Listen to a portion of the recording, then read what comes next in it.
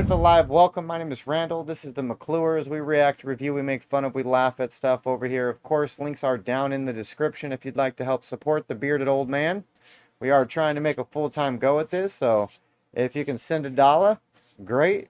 If you can't, hit the thumbs up, hit the share, hit the subscribe, hit the follow, hit the join, whatever it says on the screen. Click some buttons, participate any way that you can. All of it is helpful. But we're going to be getting into the Megyn Kelly interview of Donald Trump today. And we hear that it's maybe his most contentious interview with the most pushback. And that might just because Megyn Kelly is not completely retarded and she's a good interviewer, capable of asking the right questions. A lot of people on the right don't like her, which I get. There's things not to like about her. But you do have to respect her skills. She is a good journalist. So yeah, let's get it pulled up on the screen here.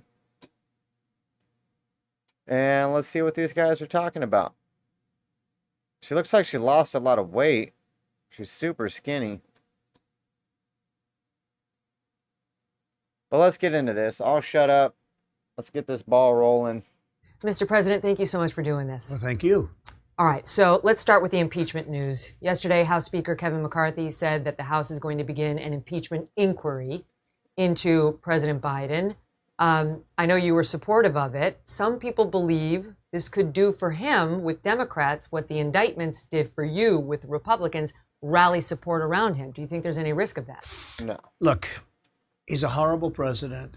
Our country is going to hell. Whether it's impeachment or not impeachment, this man is destroying our country at the border. He's destroying it economically. Inflation's way up now. You see what happened just today. That's up to them if they want to do impeachment or impeachment inquiry. I never had an inquiry. Nancy Pelosi, crazy Nancy, said, we're going to impeach him. They didn't do inquiries. They went out and they voted because they had the votes. And as usual, everybody votes, for the Democrats. It's a little bit easier. They didn't have Mitt Romneys of the world, and that's really nice because now he's not running today, as you know. He just announced. I think that's great for the Republican Party, for the country, and for Utah. But that's going to be up to them whether or not they want to do it. I have no idea whether they will or not. We do have a lot of other things, but it's quite important. And they did it to me.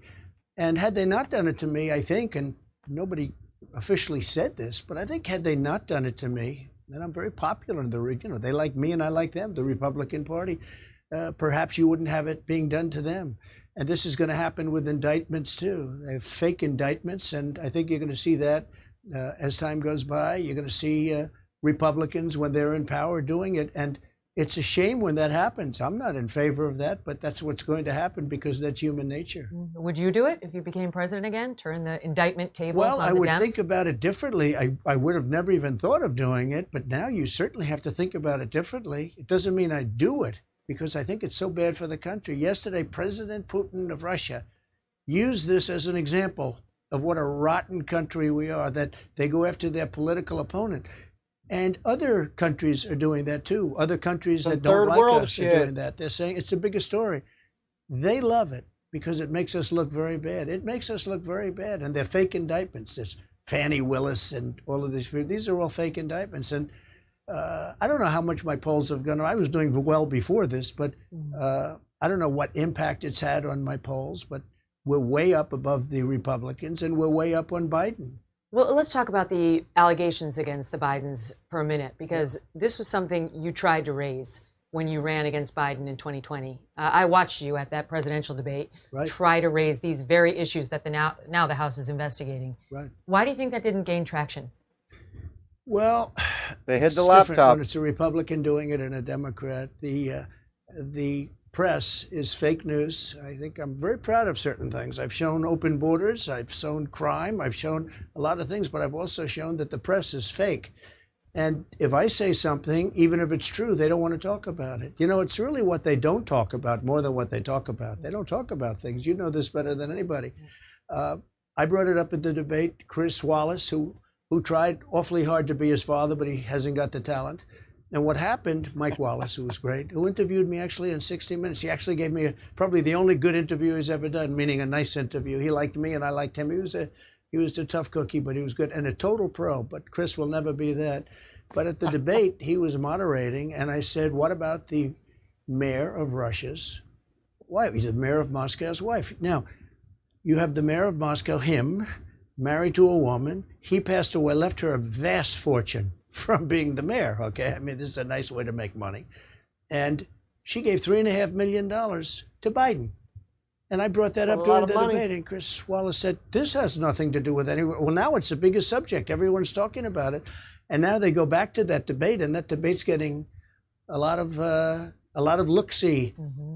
And it's a shame that they didn't do it. Chris Wallace should have never done what he did. He tried to stifle it. I mean, literally, I was like debating two people.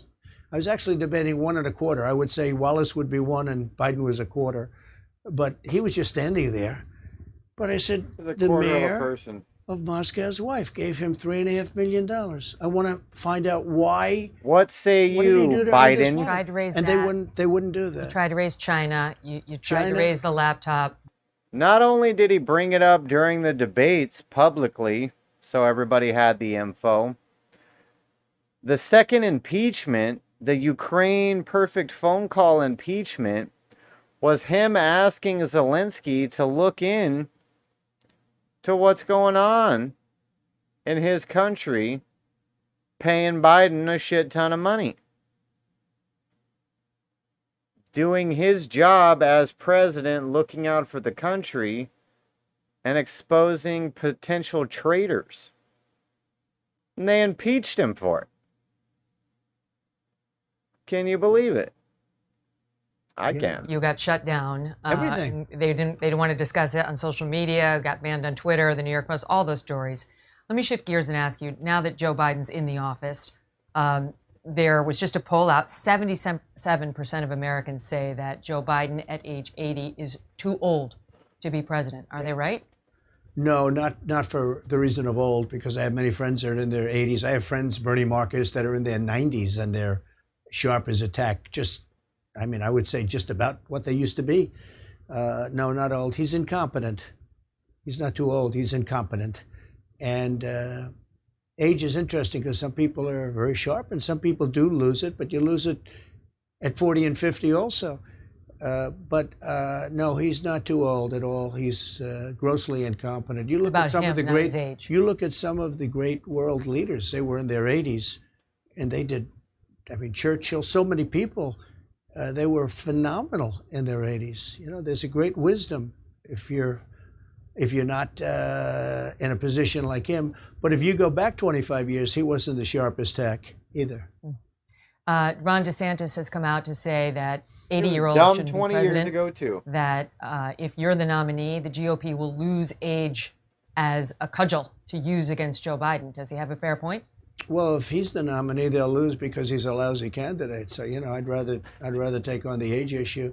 I feel I'm physically extremely good. I feel the same way I did 40 years ago. I mean, I feel as good as I've ever felt. Athletically, I'm just about as good as I ever was. I do certain things. I play golf. I win club championships and I beat people that are 25 years younger than me. I hit the ball just as far as I actually think I hit it a little bit further. But just at this club, this is a big club with a lot of good members, a lot of good players. You must have good genes, Mr. President, because you eat McDonald's. I know you love chocolate. You love the Diet Coke. How are you doing that? How? Well, it's really a parental thing, much more so than I believe in the racehorse theory. He doesn't do drugs fast or horses smoke. Produce fast horses. I mean, it's or drink. It's a little bit about your parents. My parents were very good. They lived to an old age. My father was. He lived old. He lived into his 90s, well into his 90s, and my mother lived quite a life. Okay, let's talk policy, immigration in particular. As of late, recently, we've seen several Democratic lawmakers speaking out after their cities, including New York, but many others, are overrun by the influx of migrants who have come to the country illegally. They want federal money. They want President Biden to fast-track work permits for these people. They want, mostly for these migrants, to go elsewhere. Right. What should be done about this problem? Well, they're going to have to talk up because no country or city or state is sustainable doing this. You have thousands of people. I was in New York. I saw on Madison Avenue, these magnificent shops, Madison Avenue, Fifth Avenue, the greatest. Madison Avenue, thousands and thousands of people. And they're sitting on the street. They're not even on the sidewalk because there's not enough room on the sidewalk. And you have these beautiful stores that are paying a lot of rent, and they have to sell luxury merchandise, and that goes to the city in form of taxes and all these other things. And they're not going to be able to stay in business. The money that's being lost in these cities, Chicago, Los Angeles. Yeah. So now you have the massive crime problem, and it's vast in Democrat-run cities. On top of that, you have the migrants or the illegal aliens, many different names, but the illegal aliens pouring in, going into the cities. And it's sad because the mayor of New York, he knows that it's a very horrible thing, and they're afraid to take on the Democrat Party. You know, it's very hard to take on the Democrat Party. Look at RFK Jr. They're not giving him the vote. I mean, they're saying you have to get a vast number of votes in order to even qualify. They're making it impossible for him. You know, they're essentially rigging the election, which they're very good at.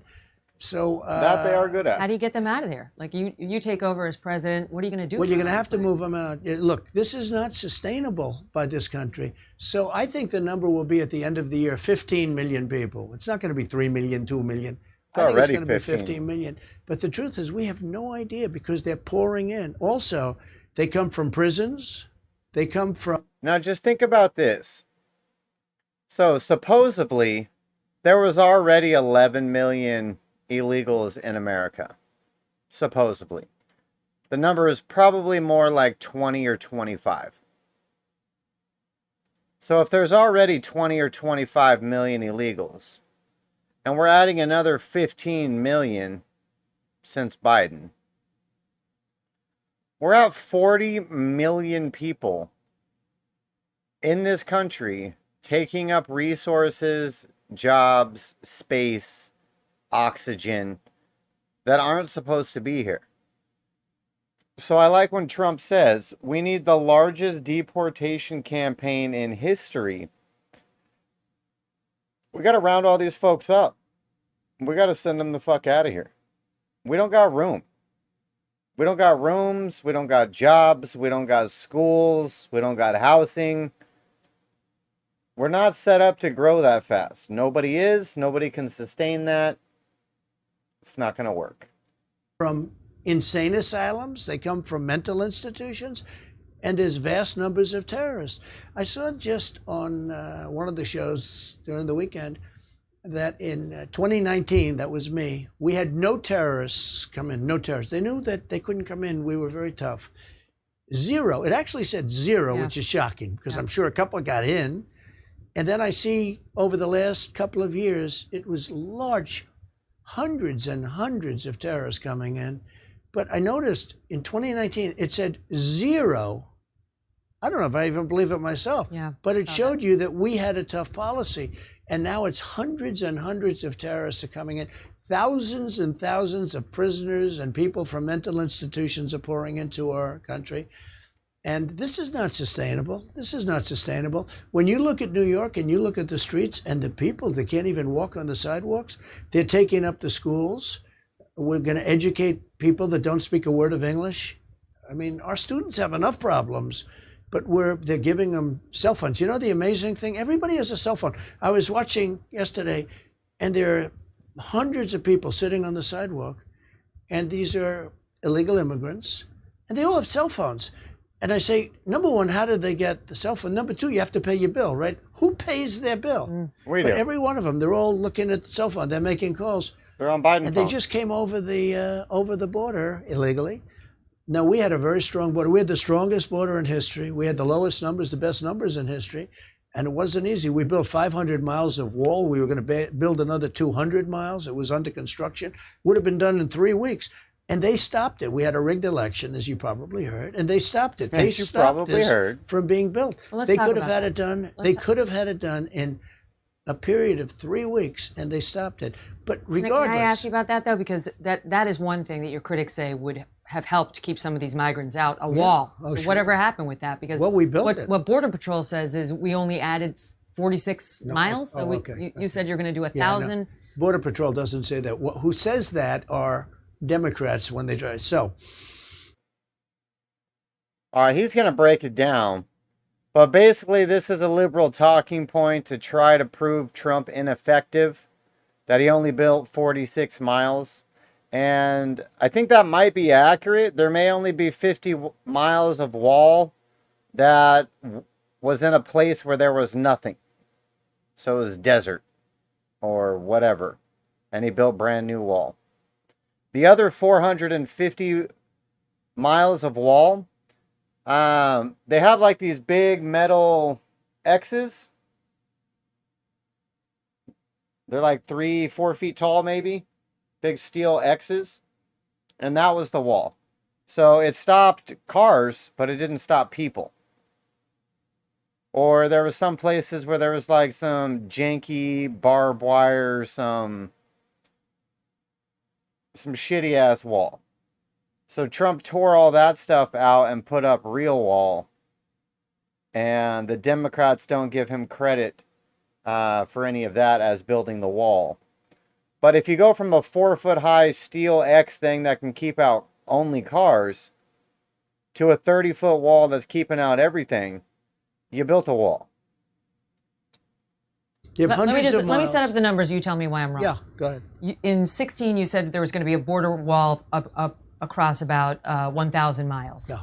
And I don't know if I said 1,000, but I said whatever. I mean, it's 2,000 miles long, but we have rivers and we have you other have barriers. of the 2,000 miles, you need it on 500 to 600 miles because you have rivers and desert. You have a lot of different bad conditions. So they said when Barack Obama left office, we had 654 miles covered, and that you were going to get us to 1,000, and that you only added less than 50 miles of wall. Okay, ready? You go. So what they say is Megyn that Kelly. if there's a board lying on the ground, a 2x4, that was there for 50 years and sitting there rotted, that was a wall. And that when I added a brand new wall that went up 30... You don't remember Megyn Kelly? She's the one in Trump's first campaign during one of the debates. She tried to come at him pretty hard and was like, remember you called women dog faces and ugly and all this stuff? And he had the famous quote, just Rosie O'Donnell. Which wasn't true. He had called Megyn Kelly some names. That's why she brought it up. But it was a big hit for him. Got him lots of popularity. And got her a lot of hate. Got her a lot of hate from the right. feet and it's solid steel, concrete, and rebar, that was not a wall because that was just a renovation. So what they do is they call it a renovation. She's the one that if was there bleeding. are boards sitting on the ground, if there are nails, if there's steel sitting on the ground, there's no wall. But if it used to be a wall like 30, 40 years ago where they had just a fence because there were no walls, they had just like a little low fence or a barrier so that cars couldn't come across, and it was rotted and laying on the ground. They don't give me credit for a wall. But they do actually, because if you look at the numbers. All right, I'll try not to pause it so much like I keep doing so we can get through this and hear him.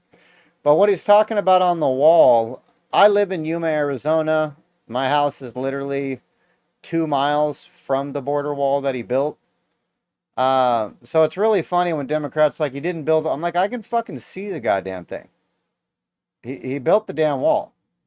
I can drive for miles and miles and miles and miles and miles, and there's wall there.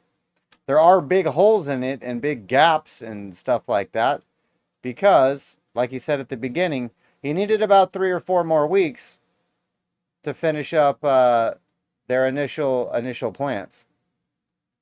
All the steel is still over there. I did some reporting from the border on my Rumble channel. The videos are on there where we went down to the border and we watched the migrants line up hour after hour and just pour into the country.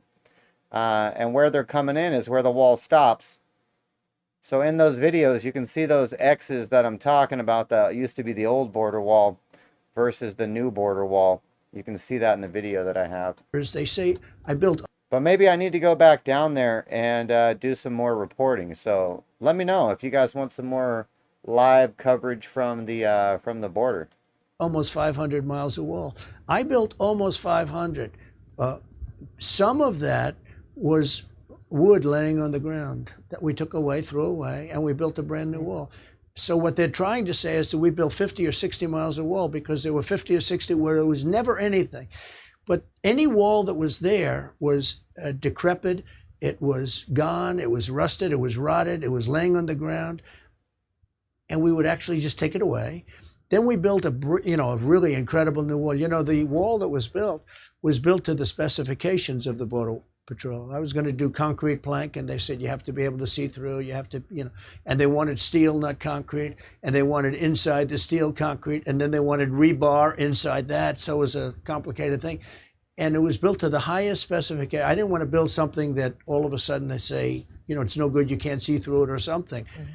And we built almost 500 miles, and they admit that. But what they try and do is they say, oh, there was wall there before. It wasn't wall. It was a board laying on the floor. That might have been a wall years ago. Well, now it's a President very Biden's selling off. He's selling off the materials terrible. that you had allocated for new wall. Well, just so you know, so I built almost 500 miles. Then we were going to add 200 miles. We thought we were going to easily win the election, but the election, bad things happened. So what happened, including COVID, COVID gave them a way of cheating. So what happened Another way. I was going to add another 200. We would have had 700 miles, which is really a good number. You needed 500. 700 would have really closed it up. After we built the almost 500, we were going to add another 200. Everything was bought. All we had to do was lift it up and do it, and they actually carted it away. I said, these people really want to have open borders. Yeah. You also said recently that if you're reelected, you would send special forces and, quote, other military assets to Mexico to stop the drug cartels. The Mexican president is very much against this. You're going to start a war? Well, he's a friend of mine. He's a great guy. He's a friend of mine. He's a socialist, but you can't have everything. You're on a border town as well? And I think a lot of him, and he thinks a lot of me, we're friends. And he said the same thing happened to him. He had a rigged election years ago. He said the exact same thing happened to him. No, I didn't say that. Somebody said I said that. And actually was met with great applause, if you want to know the truth. They said that I said that at a meeting. So you're not going to use the pen. I'm not going to say what I'm going to do. I mean, I may do something. Something has to be done. Look, we're losing, I think, 300,000 people. Okay, but let me ask you, I get it, and I cede to you that there's a serious problem that's affecting we're losing more Americans. money than if we were actually in a war. But not money.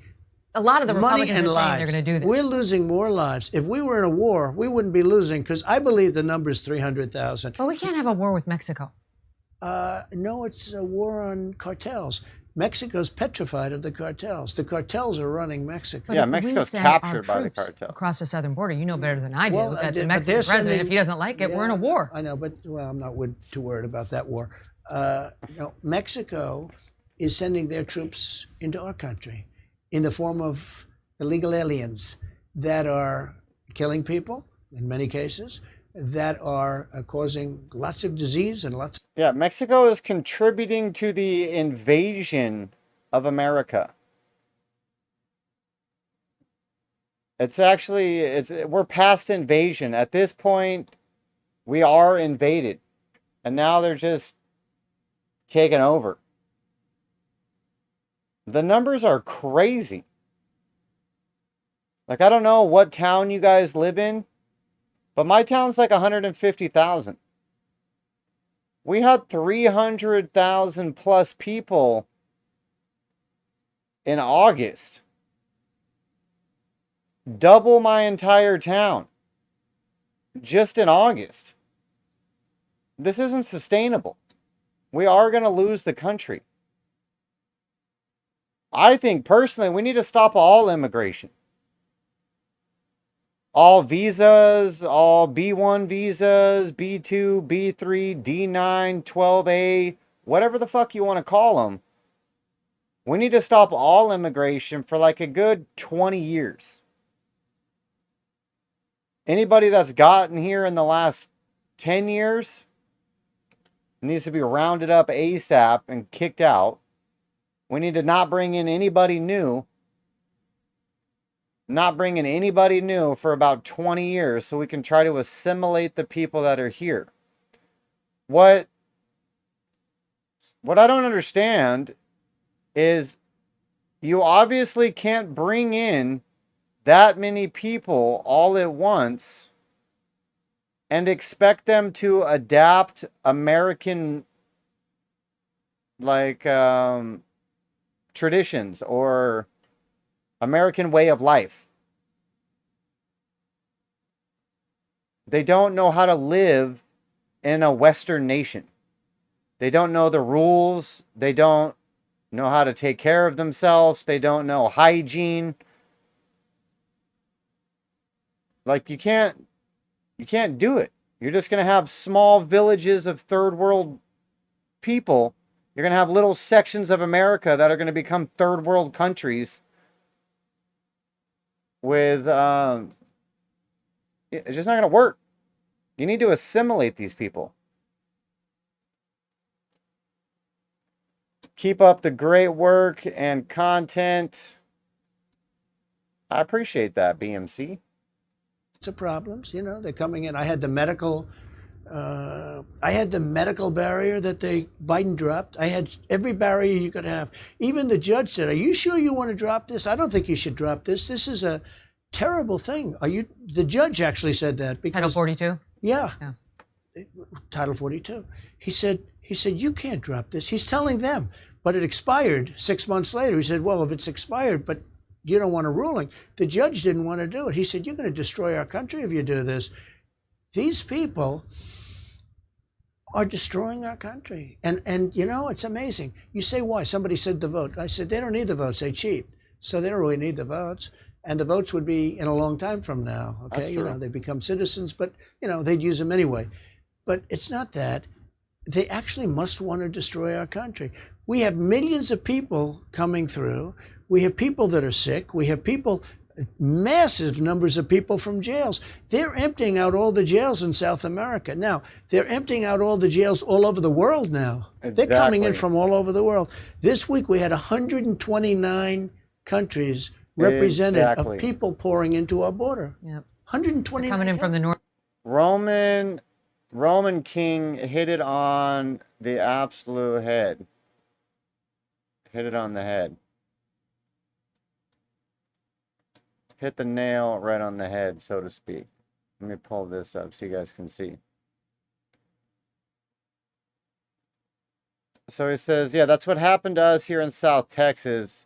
We're all Tejanos, not Mexican nationals or Guatemalans. They gentrified our poorest neighborhoods and created their own lawless mini colonies. Yeah, they create these... Bro, we covered the... Do you guys see the illegal colony that they're building in Mexico or in Texas? Apparently some land developer found a loophole to be able to sell land to illegals. So he's got a whole community of like 75,000 illegals living in this place. The cops don't want to go in.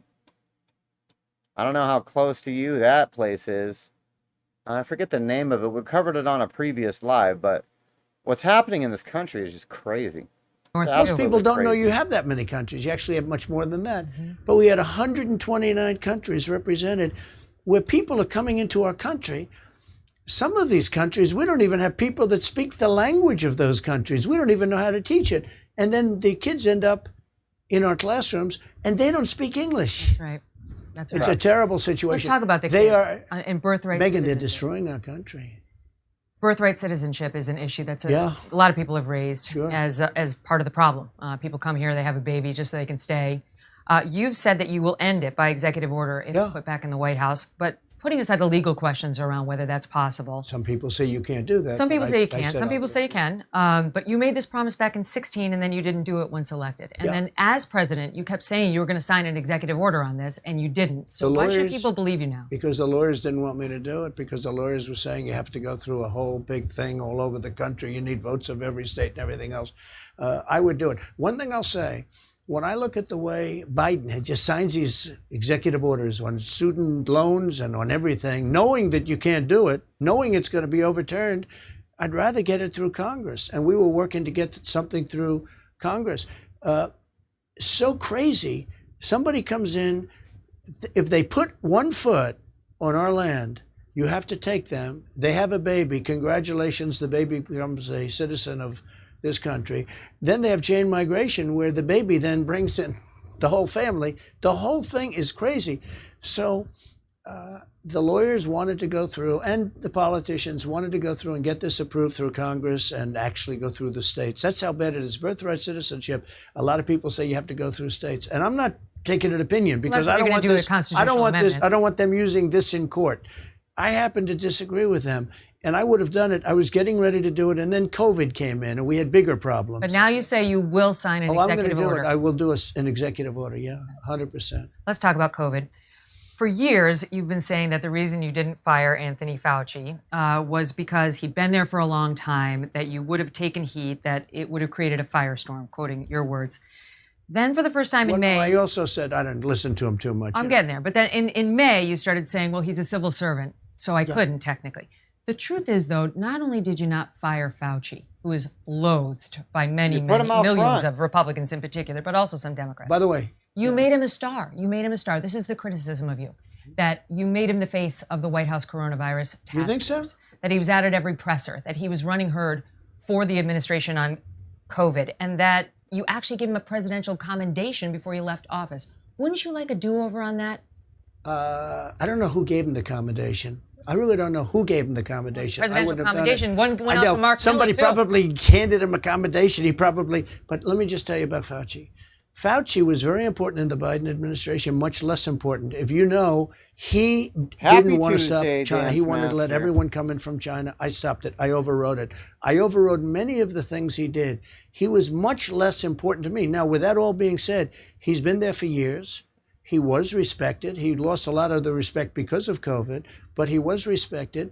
And on COVID, if you know what I did, I let the governors run their states. And many of the governors opened up their states. Some of them didn't. Florida, by the way, was closed. But if you take a look at Henry McMaster, he had his state, South Carolina, open. You take a look at South Dakota. Take a look at Tennessee. A lot of the states were not closed. And it's the federalist system. I allowed the governors to do that. I also allowed Democrat governors to do that, but I don't think none of them did it. Wouldn't you like to go back and try to clip his wings? This guy was pushing mask mandates on us. He wanted the most extreme measure at every turn. Okay, look, I'm not one that blames a system that if you're civil service or if you have some other protection that you can't get fired, because I've done things that are a lot worse than that. You're big on the firing. So yeah, I fired a lot of people. I fired Comey. And that was one of the great firings. I fired Comey, and then I fired a lot of other people in the FBI, and they were great firings because the deep state, and they were at work, and they were not good people. But I was not a big... Yeah, that's one thing that Trump fucked up on. He did puss out. He pussed out. He bent to the will of the media and the people around him, saying, you can't fire him, shouldn't fire him, yada, yada, yada.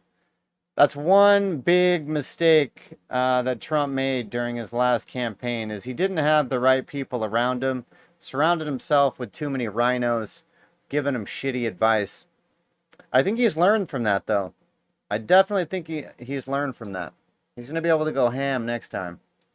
Fan of Fauci? If you look at Ron DeSanctimonious, this guy said the greatest things. I can give you articles that... Well, Fauci's great. He's wonderful. We love him. We don't do anything without Fauci. This went on for months. But he didn't listen to Fauci.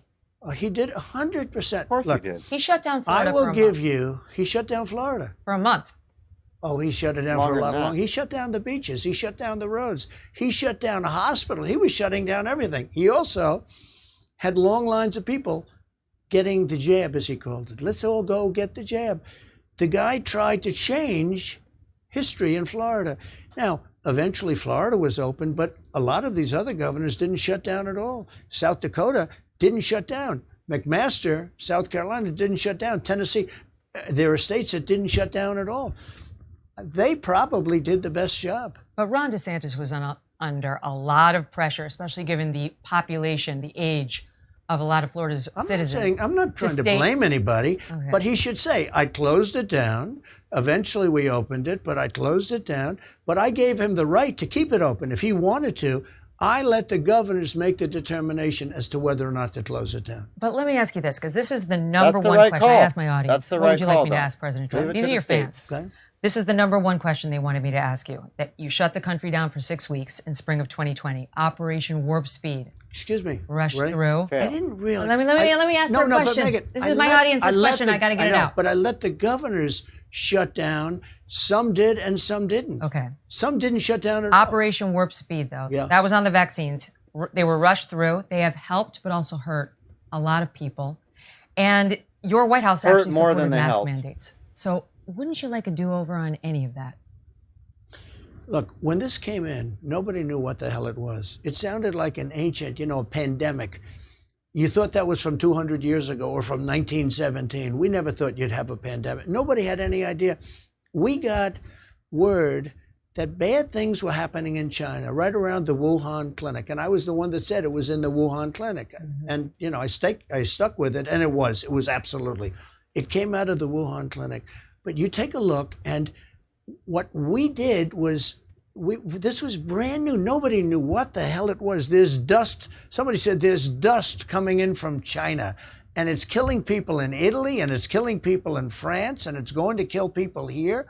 And by the way, I shut it down to China. That was a big move. I saved thousands, hundreds of thousands of lives by doing it. But honestly, I mean, COVID is my biggest issue with Trump, him pushing the vaccine, calling himself the father of the vaccine. But in his defense a little bit, he's an old guy. They love doctors. They love medicine. They're for it. You know what I mean? They're for it. But he did allow himself to be hoodwinked by Fauci. But like I said, in his defense, you're president of America, right? Your National Health Institute, the CDC, comes to you, says we got a pandemic brewing. It's going out of control. Millions of Americans are going to die. This is what you need to do. And he was like, all right, well, if this is what we need to do, this is the option we're going to give to everybody. I'm not going to mandate it, but I will give the option to every state. I mean, could he told Fauci to fuck off? Yes. But given the circumstances,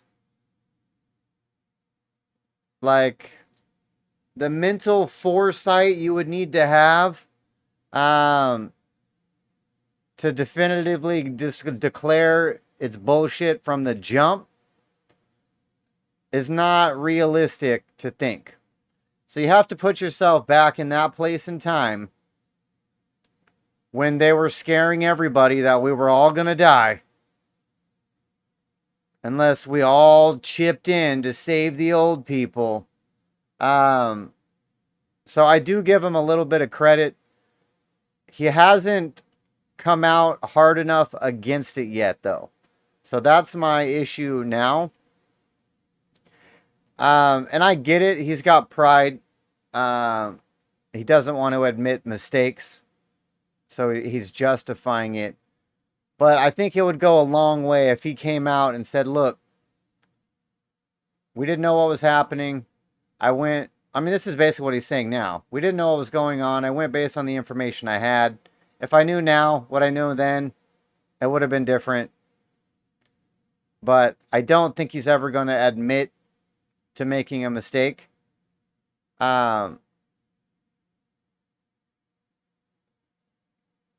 Yeah, plandemic for sure is the right word. It was definitely a setup. Same with the riots. Antifa and BLM will be coming back shortly. Don't you worry.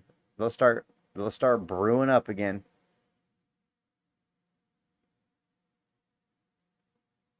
Yeah, exactly. Exactly. But he did push the vaccine like crazy. Walked around calling himself the father of the vaccine. The warp speed was the best thing ever. One of the most magnificent things America's ever done. And that's him just being him. And I get it. I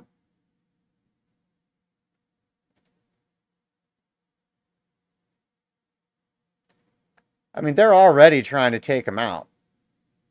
They're already trying to take him out in every possible way they can think of other than actually whacking him. And they don't release that kind of stuff, but from my understanding, there's been a few. There's been some I don't attempts. blame a lot of people because nobody knew what it was. Now we do understand it somewhat. Nobody really understands it even now fully. But nobody knew what COVID was, and it wasn't even a name. I called it the China virus. I still do. I call it the China virus. It came out of China. You know, they call it COVID and COVID-19. As far as the vaccine's concerned, you had the original COVID, and the vaccine had an impact on that. And there are some people, I will tell Kathy you. Bean, that's correct. Some friends of mine that are Democrat, I think they voted for me, but they're Democrat, very smart people, top people. They say, you know, I don't understand one thing. Why don't you talk more about the vaccine? It was one of the greatest things you've ever done. Now think of that. They say to me, and I say, I'm not going to talk about it one way or the other. First of all, no mandates. I don't want mandates. I never had mandates. Florida sort of had a mandate because they were giving the vaccine. They were demanding everybody take the vaccine. It's another thing. But no mandates, no anything. I didn't demand anybody take it. But I have people on the other side, not my side, although probably there's some on my side too. They said, you saved 100 million people because I got it done in 9 months as opposed to 5 years to 12 years. A lot of people... You're proud of it. See, I just wish you would stop saying shit like that. You did not save 100 million people against the flu, bro. That's not what the vaccine was. That's not what the vaccine was at all. The vaccine is a psyop, bro. It's a psyop to experiment on people. It's probably part of a depopulation agenda. They tricked you into pushing it. That's why I hate when he says shit like that.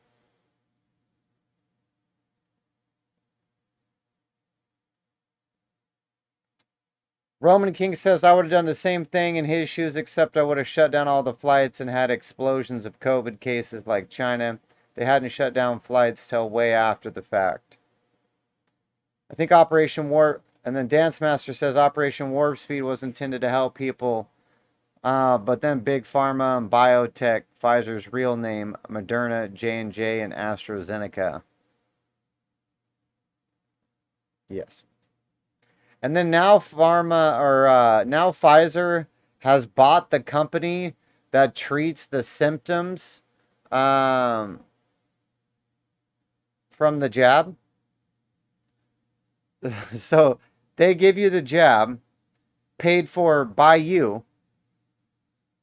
So you paid for the vaccine. They push it on the populace. They reap the rewards. They profit from it. It makes you sick. And then they also sell the stuff to treat the symptoms that they caused by forcing the vaccine on you. It is a twisted fucking game, this Big Pharma. This is why I like RFK.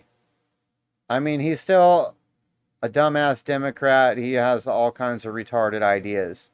But on this one thing, the vaccines, he's on point. I think personally, Trump, if he put RFK as VP to clean up Big Pharma, that might be amazing. Because RFK is probably the one person. Yeah, exactly. I like RFK Jr. on this issue specifically. So if he could make RFK Jr. the vice president to tackle this issue specifically, which he knows, and get rid of vaccines in this country and stop decimating our youth and causing all these problems, Because it's not just COVID. All the vaccines are bullshit. All of them. No, I'm not proud of it. I'm saying what Democrats think. That's one thing that is a plus about all of this, is it did expose the entire vaccine game to a plethora of people. Democrats. I get it. I mean, and I'm not And I'm not not- somebody I'm who not- denies some of the good Yeah, that the vaccines yeah. did. I lived through that too. But Yeah. of course, a lot of people have been vaccine injured. And that's one of the questions. Those people are mad that they were rushed through and that they can't sue. Well, I never gave mandates, and people have to make up their own, make their own decision. As far as I'm concerned, now some places had mandates, very strong mandates, largely Democrat governors, and probably some Republicans, et cetera, et cetera. But there are Democrats that say, "Why aren't you talking about that?" It's one of the they really believe strongly. One said, "You said," and this is very smart people. They said, "You saved 100 million people worldwide." In 1917, it could have been as much as 100 million. It ended the First World War because all the soldiers were dying of this horrible disease of 1917. It actually ended the First World War. The soldiers were dying. They was on the lines, they're fighting, and they're dying of this horrible disease. They said, "You might have saved 100 million people, 50 million people. Why aren't you talking about it?" I said, "I'm not talking about it." But what I did. I mean, he definitely, you are correct, Kathy. I mean, he didn't mandate the vaccines. He did let people make their own decisions. I'm not vaxxed. None of my family is vaxxed. We're pure bloods over here. We'll remain that way. But with the rhetoric that he says around it, like the rhetoric he's still using right now, we saved 100 million people, could have been the Spanish flu. That's him encouraging people to get it. That's what he needs to stop doing. He needs to come out and be like, "No, we were psyoped." Did do is I got something done for that specific thing. I also got do like Regeneron, Vivek, and I got a lot of what he therapeutics says. done, which were great. I also got But I the get a weird robes and vibe the about that leather guy. and the rubber and all of the different things, the ventilators. We did a tremendous job, and it's never, they appreciated what I did with the economy. I got a lot of good marks on economy. I got a lot of good marks on a lot of things, rebuilding the military, getting rid of ISIS, the biggest tax cuts in history. Supreme I Court. never got, I think, the credit that I deserve on COVID. And I'll tell you the way I look at it. It came in and nobody knew it was. We have to put ourselves back then. I had a meeting and we had a lot of professionals in the Oval Office. They say, "Sir, something bad is happening in the world." I said, "What's that?" And they said, "People are dying. They're dying in China, in this area." And there was pictures of body bags all over the place, black body bags, satellite pictures, and they were all over. I said, "That's strange." And then they'd have another meeting the next day, and the next day, and the next day, and all of a sudden, they had something where the first person died in the United States, and then another, and then it died. Then they started dying all over Italy and all over Europe. Nobody really knew what it was, Megyn. I hear you. Let's shift gears and talk about trans and women's rights. In 2016, you said that Caitlyn Jenner, who is trans, could use the women's restroom at Trump Tower. You allowed biological men to compete in the Miss Universe pageant at the time, which you owned. A lot has changed since 2016. Have you? Yeah, well, I have, but look, I mean, if you're comparing Trump to Vivek as far as no experience, he didn't have political experience, but Trump had significant more experience dealing with people on the caliber of presidents and prime ministers and that kind of deal. You know what I mean? As far as being able to handle those situations. But Vivek is big pharma. He made his billions in big pharma. So to think that he's going to be the one, I don't know. I get a weird vibe about Vivek. I don't know. to me, it screams, I don't know, it screams, it's something fishy. I don't get a good feeling about Vivek. I do like everything that he says. Not everything, but the majority of what he says, I do agree with. His plans for what he would like to do for the country, I like. I just don't think he's the actual person to be able to pull any of that off. But I'm glad that he's out there putting these thoughts into people's minds because he does have good ideas. I just don't think he's actually capable to do it. He addressed the big pharma critique rather well, I guess. Oh, well, I built a company to go against big pharma. Okay. Well, you made like $200 million pushing a drug that you know didn't work. So, you just sound like big pharma to me, bro. So, I don't know. I get a weird vibe about Vivek. I think he needs to prove himself. Because he has kind of a sordid history past as far as how we all feel about vaccines and big pharma now. I think that he would be better off serving in a public role in some other format, maybe in Trump's cabinet, Secretary of Interior or something like that, where he can work on his restructuring of the government without the responsibility of negotiating with Putin and China. I don't see Vivek. I seen one interview where he was like, oh yeah, I'm just going to go to Xi. I'm going to tell him what's up and that this is what he needs to do. And no, you're not, bro. No, you're not. I knew Caitlyn Jenner. This is very much like the same subject we just talked about. This was brand new. Yeah. Okay, this is a brand new subject also. There's a lot it hadn't exploded. A lot of things. It hadn't exploded. I mean, nobody talked about it really. And so they're saying, what do you think? And people say, yes use, no use. But I'm the one that wouldn't allow it in the military. That was a big move. I wouldn't allow it in the military. And I went to generals. I say, General, let me ask you, do you like it? The real generals, not the ones you see on television, not the Millies of the world. I went to the real generals. I said, what do you think? And they did not like it. They did not like it. Nobody wanted to go public with it. It's a very hard subject.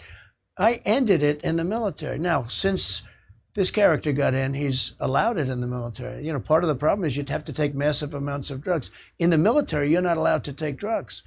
And you have to take massive amounts of drugs. So right there, it should not be allowed. But I took a lot of heat. No matter what you do there, you're going to take heat. You understand? Yeah. But they won't let you into the military for all kinds of medical reasons. If you're delusional, that should be probably on the top of the list as a reason you can't carry an M4 and shoot muzzies. You're deranged. You don't even know who you are. So, yeah, that's a plus. That's definitely a plus for Trump. But how do you feel? Caitlyn Jenner, was she allowed? Should biological men who say that they're trans be allowed in women's restrooms and women's locker rooms, no, women's prisons, women's spaces? No. My stance on that is really pretty much what I had in the military. No. I think it has to be. Huh? No, they shouldn't. Yeah, that's my stance. I mean, that's been my stance. I may have allowed Caitlyn. Caitlyn's Caitlyn, right?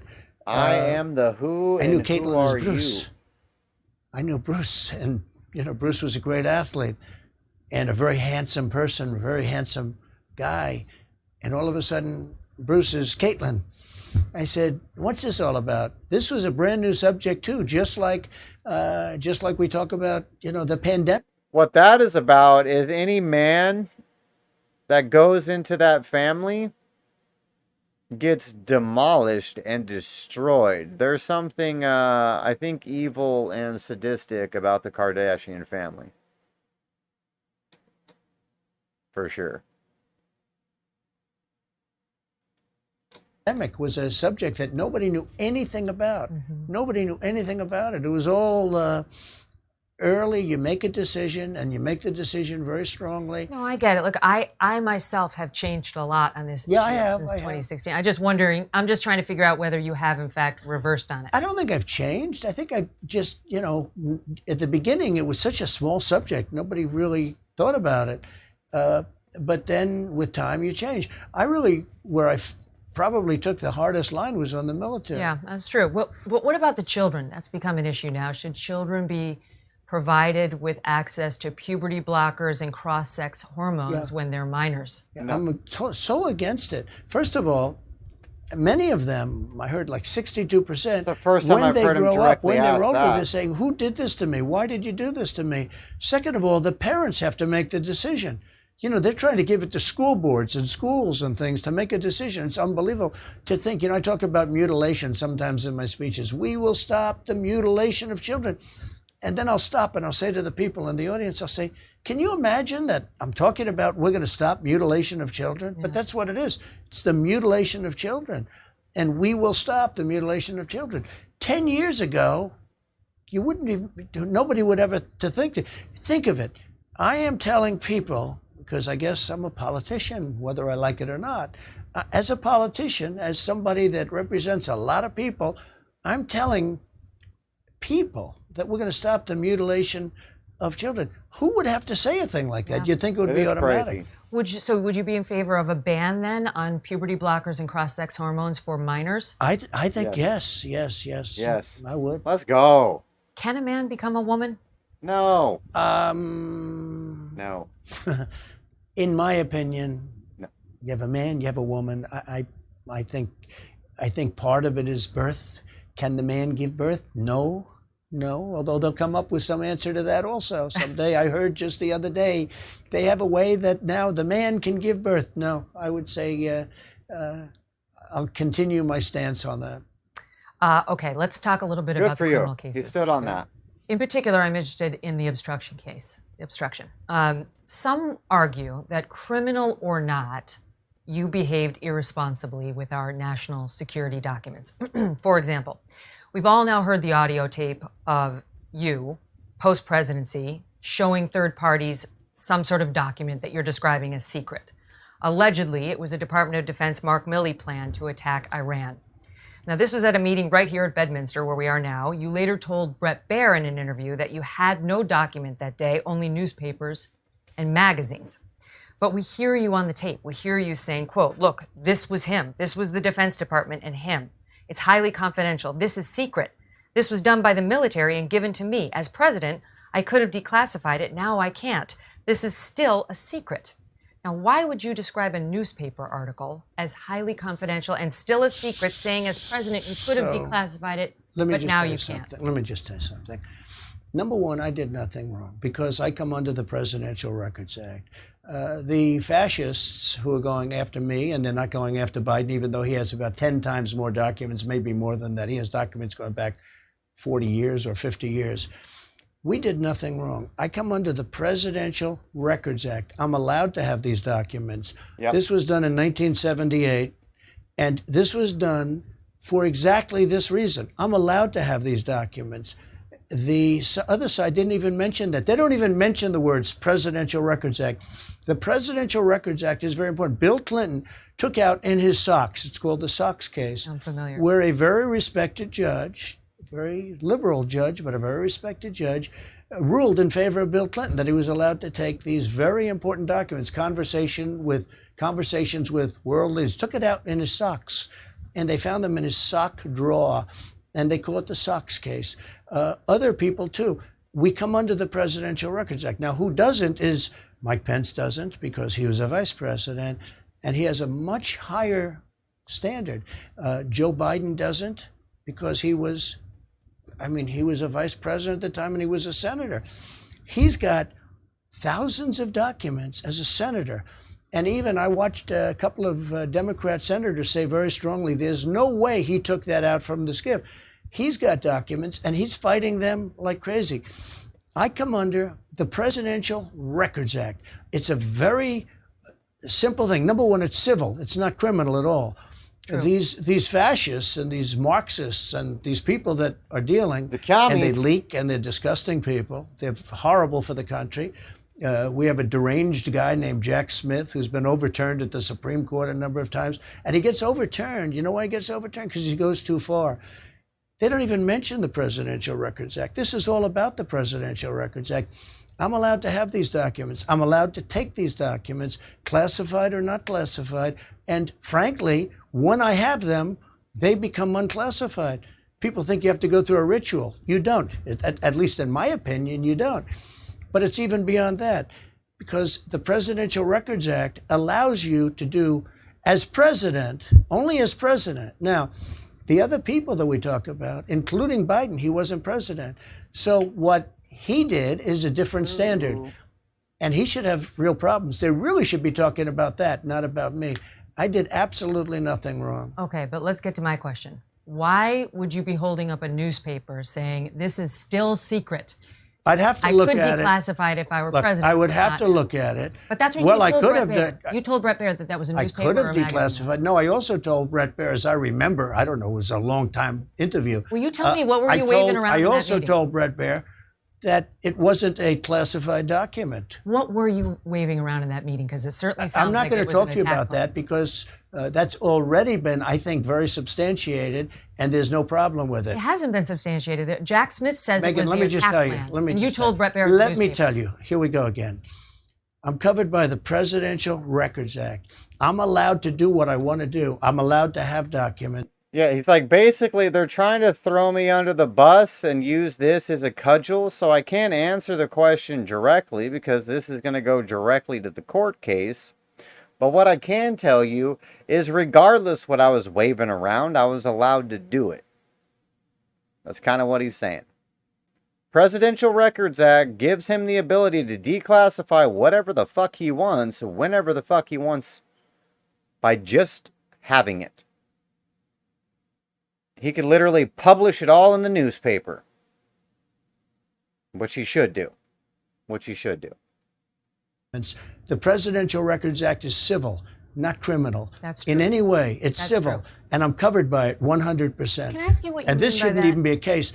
Now, no, and I'm not trying to come at you criminally. Of course, I'm trying to say. Of course you are. But listen, I started off by saying Megyn, let me just it's not about the criminal. This should be a case for Biden because he is not covered by the Presidential Records Act. This was, I guess, started because Richard Nixon kept documents. So did many other presidents. And so did presidents after. Bush kept documents. Obama kept documents. They all had, in fact, of all people, of all groups, the New York Times wrote a story. The only power that NARA has is to say, please, please, please, Mr. President, can we have these documents? The National Archives. Okay? Now, they may be able to sue you civilly, not criminally. They may be. They don't even have that power, probably. But they may be able. But so listen, I get all that. The New York Times. I get all that. But the obstruction case isn't about that. The obstruction case says, so even if you had the right to the documents, once you get the subpoena, you got to fork them over. The subpoena said, give us anything with a classified marking. Go ahead. This is just like the Mueller stuff. They create a fake crime, and then they say you obstructed. This is a fake thing that they've done. And then they say it's always obstruction. They say, oh, he obstructed, he this, he that. And you know what they call obstruction? When you fight them. When you fight them, they call it obstruction. So they create a fake crime because there was no crime because I come under it. I don't want to sound boring to all of your many people. I hope you have a lot of people. You will. But you know what? They create a fake crime. And they did that with Mueller. They created a fake crime, a terrible fake thing that took 2 years.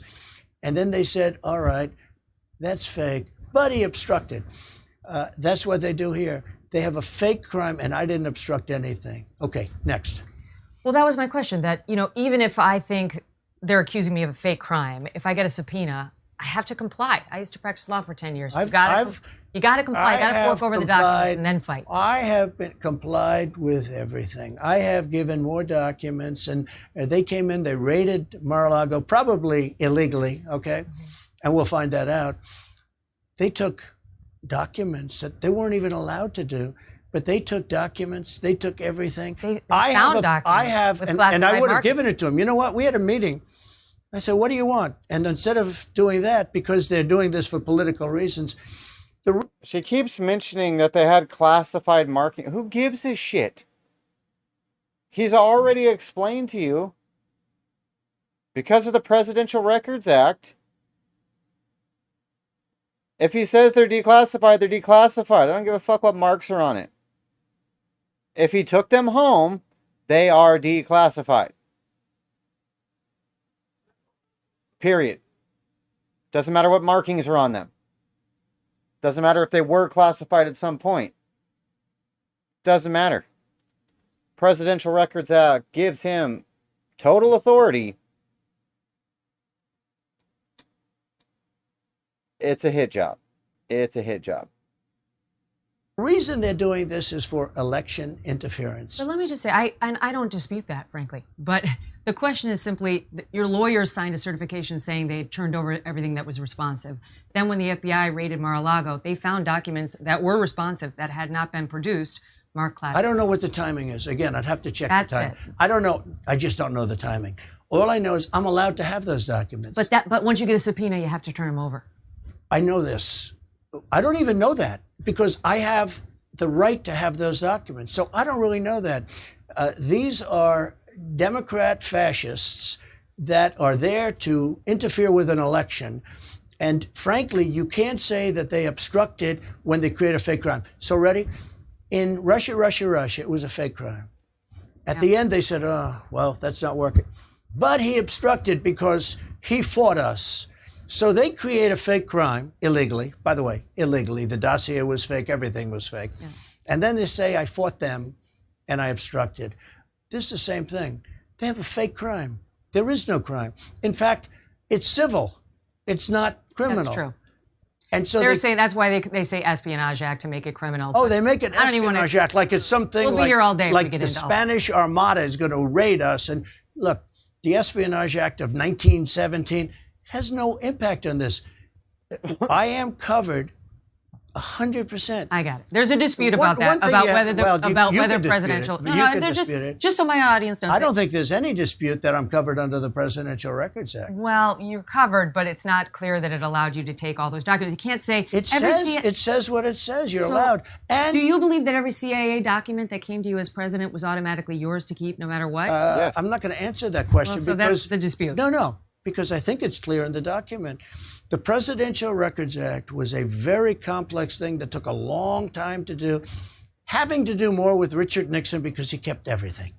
You know that, right? Yeah, yep. And they said, we don't want to have this anymore. So they did this. And these thugs and deranged people, they didn't even mention that. They never mentioned that. They never talked about that. They never said, gee, the Presidential Records Act. Do you know they don't even mention it? And everybody knows that I'm covered by that. So you can't have obstruction when they create. And we had that in Mueller. They created all of these phony deals and phony documents. And you obstructed the documents that you're legally allowed to have that we're pretending you can't.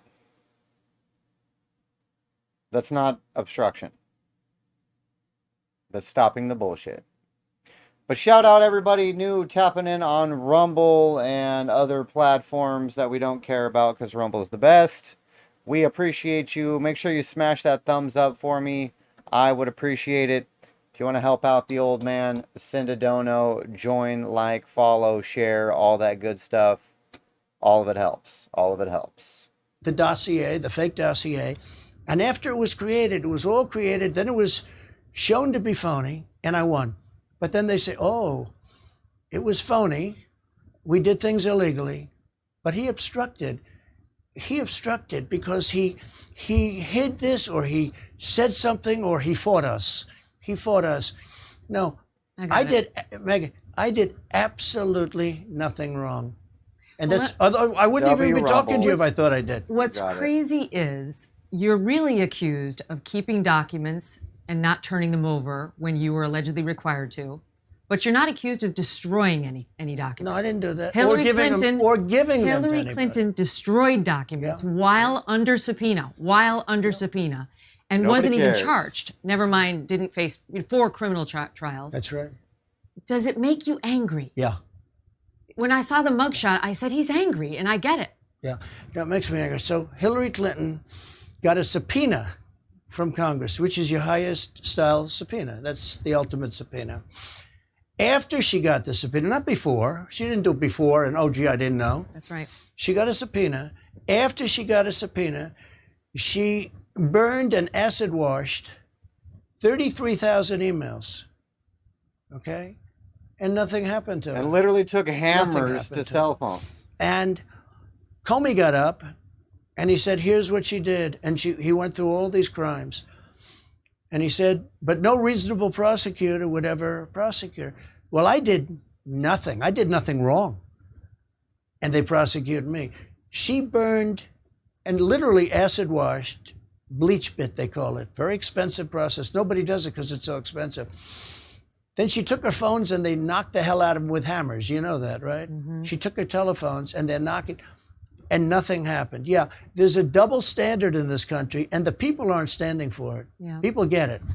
You said to Hugh Hewitt you planned on testifying in your own defense at least the Mar-a-Lago documents. All of them. I'll do all of them. I mean, I have no problem with talking about any of it.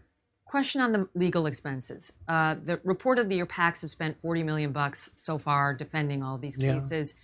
Some people worry, how's he going to run a presidential campaign if all the Republican donations are going to fund the legal fees, which get more expensive when you have trials? Well, that's why they're doing this. They have, not only that, I have civil cases that are funded by them. They have a woman that I never met, other than I guess I took a picture with her 25 years ago with her husband on a celebrity line.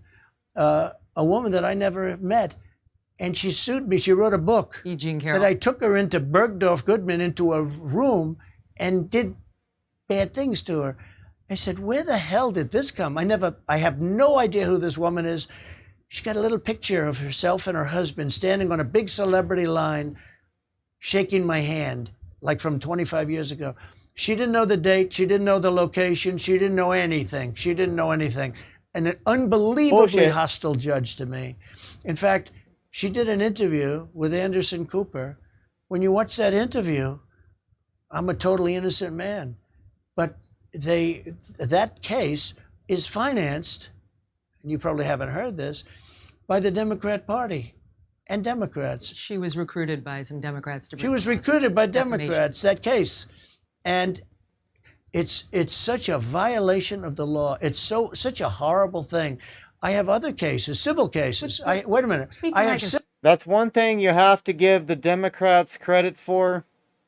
They are sick, evil, and twisted, but they do go hard. They do go hard.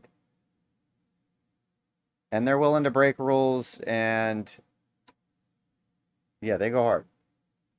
Civil cases where, and the reason they're doing it is they want to take as much of my time because they don't want to run against me. Just so you understand. But can you win? They don't want to run all the money is going to the lawyers instead of, rallies and get out I the vote. Unfortunately, I have a lot more money than that, but a lot of money goes to lawyers, and I help other people. I got more money. Because other people get dragged into these things, and we help a lot of other people.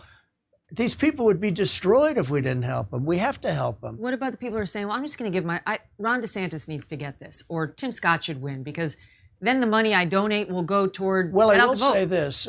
In the meantime, nobody's talking about them because there's only time to talk about me. I've had that before, in all fairness. Nobody's talking about Ron DeSanctimonious. Nobody's talking about anybody. They're only talking about me. The Quinnipiac poll came out just before I walked in. I mean, it's 62 to like almost nothing. These people are at nothing. You have Asa Hutchinson's at 0. Why is he running? You have Chris Christie's at 2. Why is he running? You have, these people are very low. Nikki Haley's very low. They're all very low. Ron DeSantis is very low. Ron DeSantis is at 11 or 12, and I'm at 62. I have other polls where I'm in 70s, and he's in the, 2s. Why do you call him Ron DeSantis? Why do you call him Ron DeSanctimonious? Sanctimonious. But the reason in DeSantis is just sort of an abbreviation. He was running, left Congress, It's not was loyal. running for the governor of Florida. He's an unloyal He was piece being of shit. decimated. He had no chance. He was wiped out.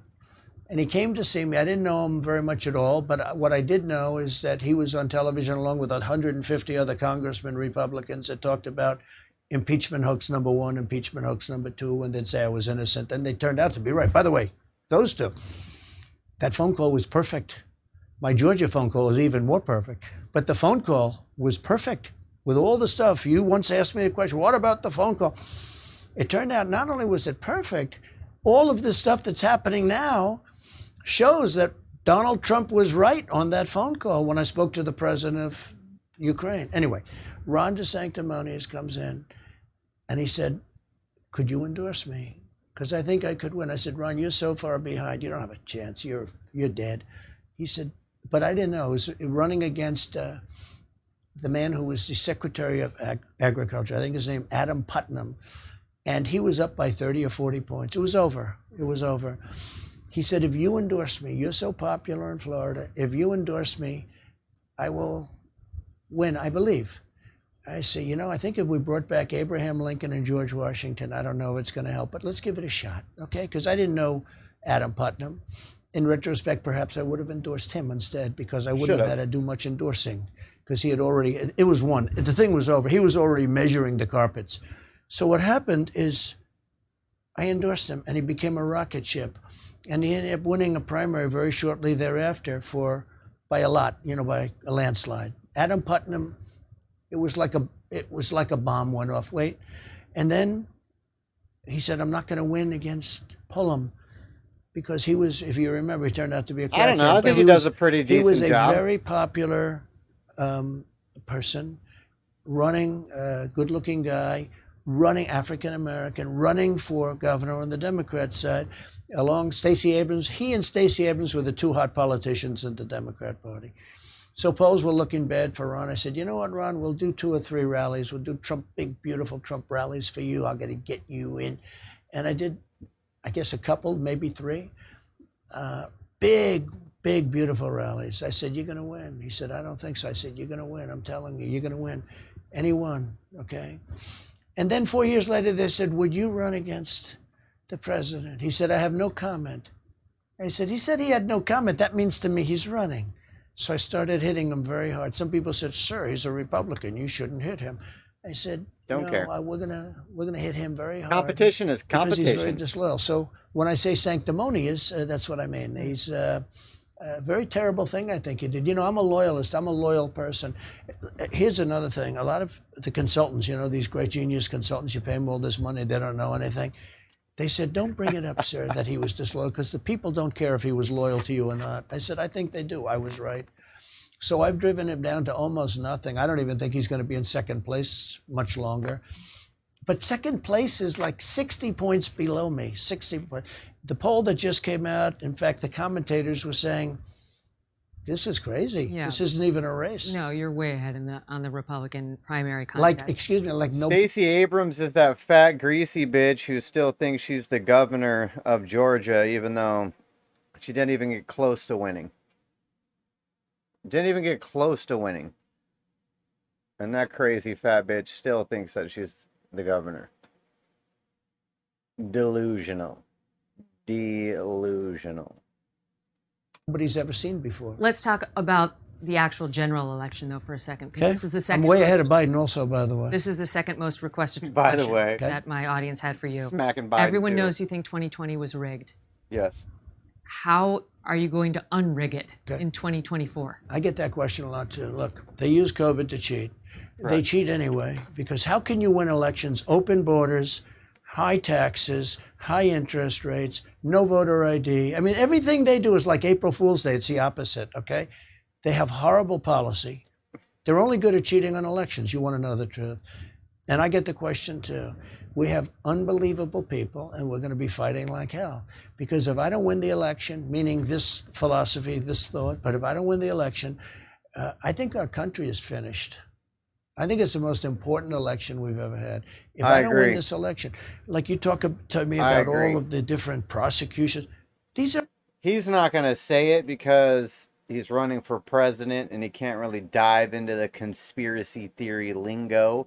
But I can because I believe in most conspiracy theories because they're all true.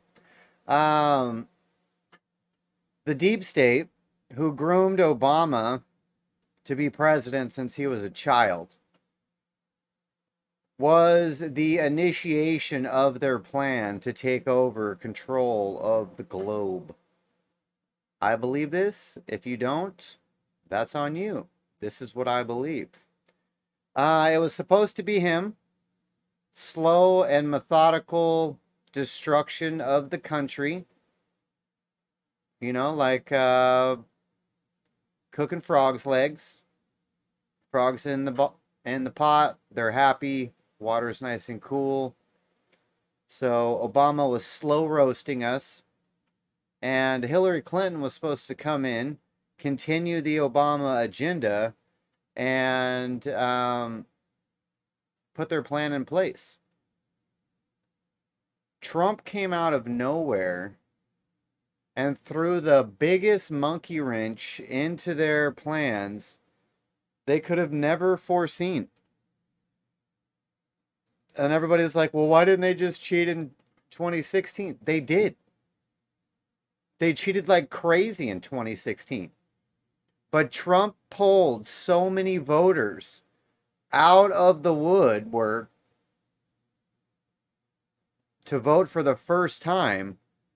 He brought so many new voters in, it literally overwhelmed their cheating system. Which is why they reevaluated and completely upped the game in 2020. And still, they were going to lose. You guys all remember election night? It's like 2, 3 o'clock in the fucking morning. Trump is crushing it. Gonna win by a landslide. Electoral vote landslide.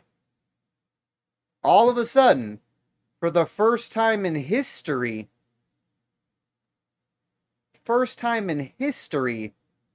we stopped counting the votes. No one has yet to explain why, for the first time in history, we stopped counting the votes. I get it. There was mass mail-in ballots, more mail-in ballots we had ever dealt with. It would take longer than normal to count them. Okay. Why did we stop counting them? In 5 swing states, all at the same time? And then magically, when counting resumes, Biden gets 100% of the votes. Like, you can see the graphs where they track the election. Trump's winning, Biden's here. Trump's winning, Biden's here. They shut the election off. Biden's zoof. I mean, like on the graph, it goes up like this. They shut it down, and then Biden goes zoop, straight up and over for the win. It's clearly bullshit. But they had to shut it down and pull all the secret ballots out from under the table and all the other bullshit because he got 12 million more votes than he did the previous time that he won. And they're like, oh, so many more people hated him. You don't get 12 million extra votes if more people hate you than did before.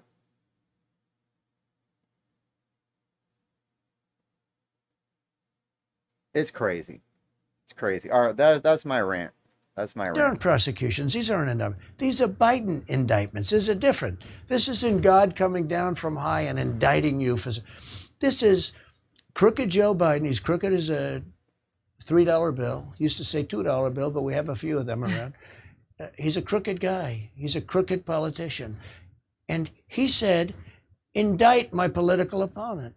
So when they say, it's very interesting. The press, first they start that way, but then with time they say, oh, well, he's under indictment. No, these are all Biden indictments, including the DA's office. You know, he put his top guy in the DA's office in Manhattan. And everybody says it's not even a case. I mean, it shouldn't even be brought. You've seen that. You've heard that. You probably... I've said that. Okay, it's ridiculous. It's a ridiculous case. But he put his top people in the DA. He's dealing with Fannie Willis in Atlanta. It's all a hoax. I know, but here's the thing. No, but it's very important for people to know because Republicans are bummed out. They're thinking, I'm not even going to vote. Forget it. My vote's not going to count. It's just the opposite. They're going to get it by the mail-in ballots again. They're going to vote in numbers that you've never seen before because they see what's happening. Should they do the mail-in? Should the GOP voters do the mail-in? Yes. Okay, here's what we can't allow. Yeah, I would say let them do it. Republicans need to harvest ballots. We need to get on the game. The Democrats change the rules. They allow election fraud. So we need to get on the bandwagon until we can elect enough Republicans to actually change how we do votes and make them secure again. Until we can revert back to paper ballots, same-day voting with proper monitoring of the votes. Until we can change it back to that, we need to play the left rule. The lefties' game. We need to harvest ballots.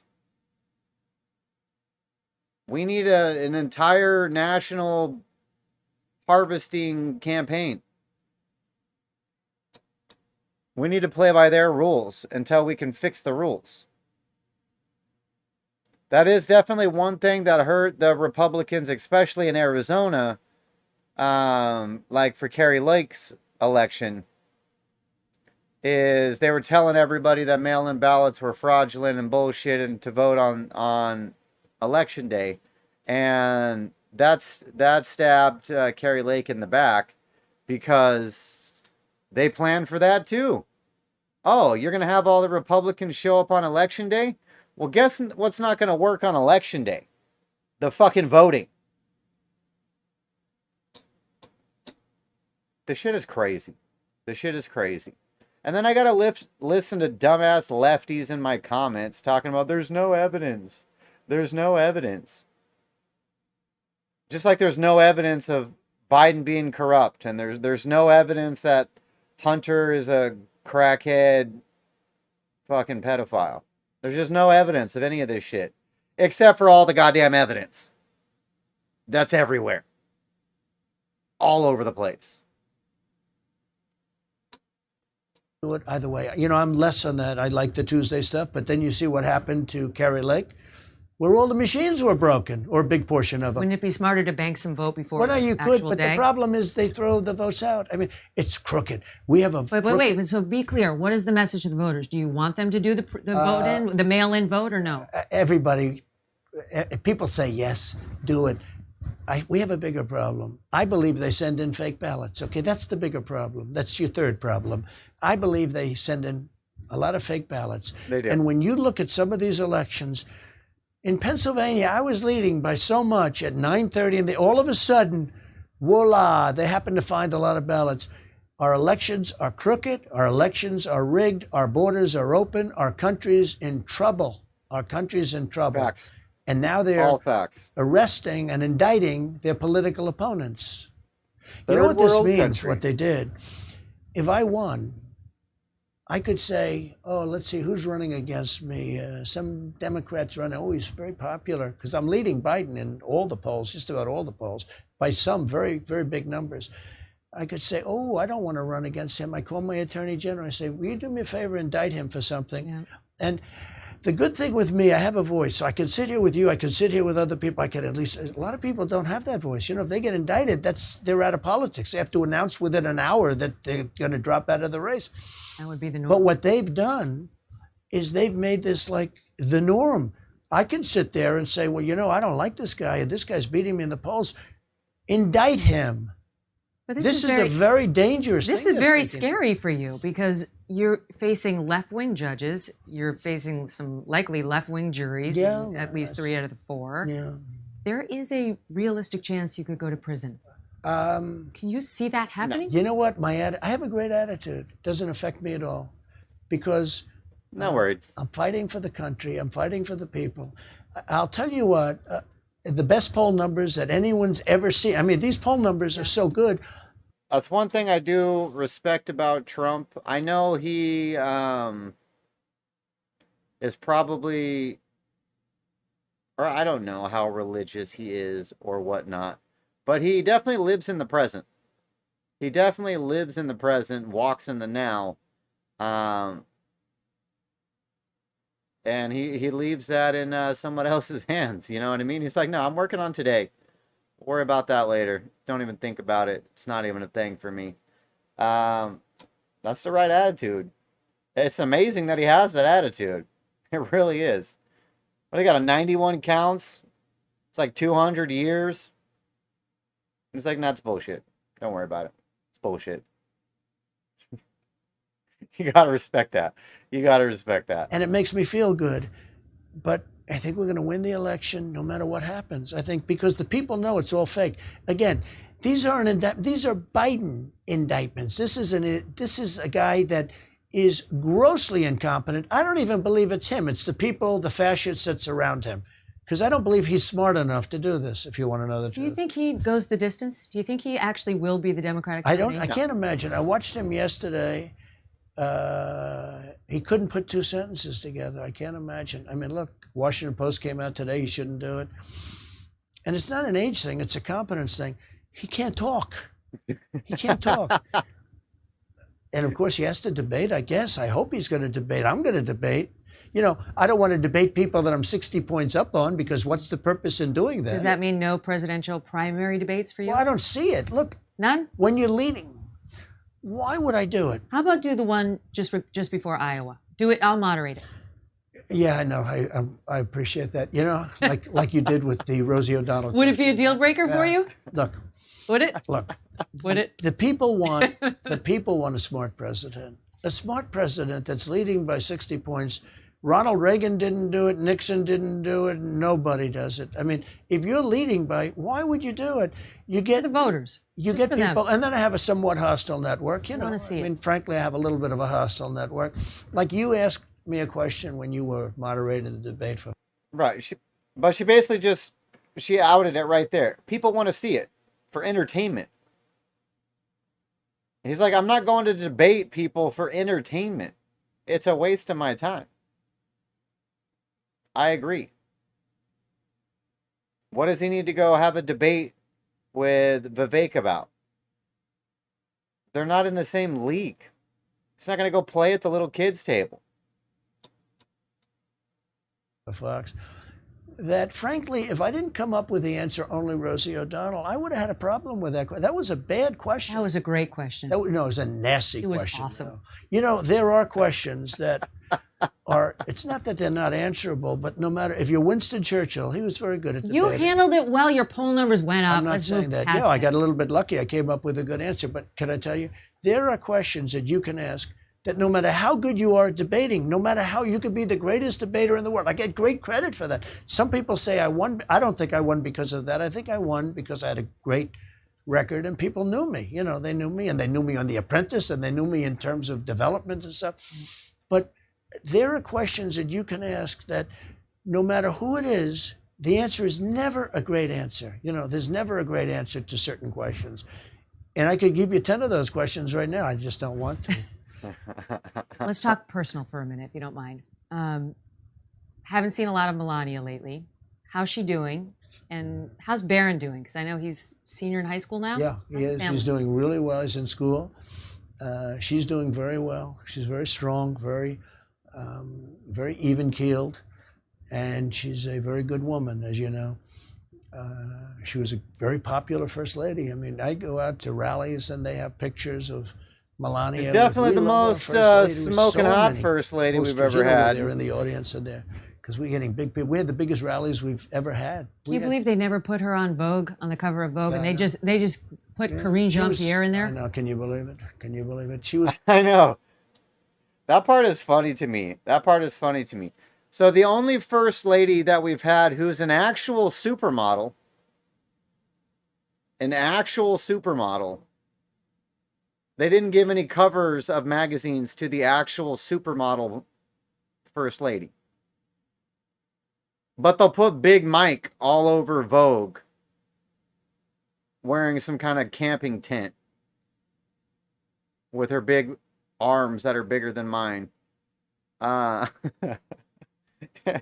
try to pretend like she's pretty.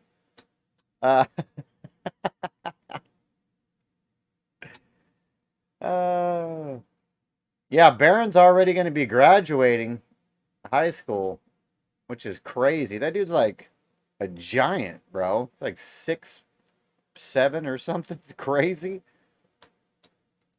Was on the cover of Vogue before she met me. Yeah. And during, but once I said I'm running for president, that was the end of the cover. What's a typical dinner? It's like by the for way, you guys? and it's so sad, but she doesn't care.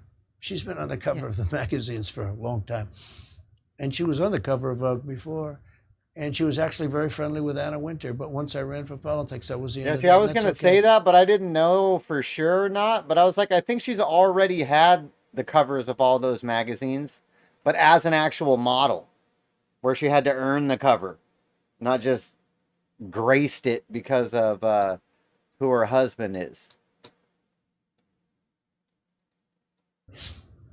She's a very calm person. It's very interesting, and I think that's what people like about her. Dinners are nice. Dinners are like other people's dinners. You get along. We get along. We actually get along very well. What's happening with Barron? Is he going off to Barron's, college? And yeah. how do you choose one? Because they all hate all Republicans, never mind one named Trump. Barron's a very good athlete. He's very tall. He is tall. How tall is he? About 6'8". Holy shit. And he's a good kid, you know. He's a good-looking kid. He's a good student, great student. 6'8". actually, very good You student. want him to go to Wharton? Where do you want him to go? Well, we're thinking about that right now. Those are the things we're talking about right now. What do you think? Melania is so mysterious to so many. Yeah. What do people misunderstand about her? Well, I think part of the beauty is that mystery. You know, I was with Barbara Walters. She was a great friend of mine, and she was an amazing person. She interviewed me many, many times, and I was on her most exciting people of the most fascinating people of the year. I think more than anybody else. I mean, I was on there a lot. This was even before politics, right? But Barbara was unique. And I said, so you've interviewed everybody. Who is the one that you would like to interview more than anybody else? If you could have, she said, that's easy. I said, who? Greta Garbo. I said, you want to interview Greta Garbo? Why? Now, she was a great actress, but you know, I want to be alone. Yeah, you haven't seen pictures of Barron lately? He's fucking huge. He's way taller than Trump, and Trump's tall. Trump's like 6'4" or 6'3" or something, I think. Trump's really tall. He's 6'8", dude. He's a giant. She goes, I want to be alone. And she had a great beauty, but she was very reclusive and never did an interview. I don't say Melania is like that, but she is much more, you know, she's introspective. And she's confident. She doesn't need to be interviewed by you to get ripped apart for no reason. She doesn't need to be out there. She's got confidence. She's got a lot of self-confidence. The people really like her. And she was a really good first lady. But, you know, she did the most beautiful job in the Rose Garden. She rebuilt the Rose Garden. It was beautiful. No, it was gorgeous. And got good credit for it. But she did Christmas trees, too. Every Christmas. Did the most beautiful job. Oh, I know. And they of course, criticized her, even though her Okay, style so was she did spectacular. a red trees. They were so beautiful, they killed her. She did a different blue, beautiful tree. They killed her. Then I said, baby, do me a favor. Go with a green tree. She did a green tree, and they killed her. Why weren't they red? It was much better. And then she did a white tree, and they killed her. Of course. All right, so last question. You mentioned But Barbara actually, they were Walters beautiful, yeah. and the most fascinating person. That's got me thinking. I was thinking about you recently, just getting ready for this. You were pretty much universally liked or loved Yeah. before you got into politics. I mean, you were known all over the world. You're a big celebrity. Everyone knew you and liked you. You weren't controversial.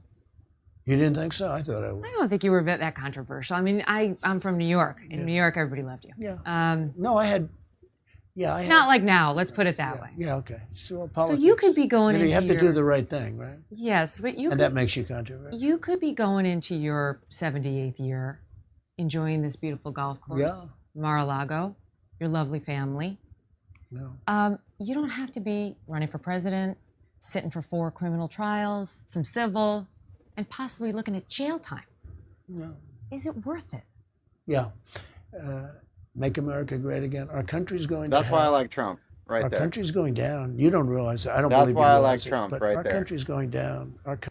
You can say what you want about Trump, but he's sacrificing himself, his family name, his money, his reputation.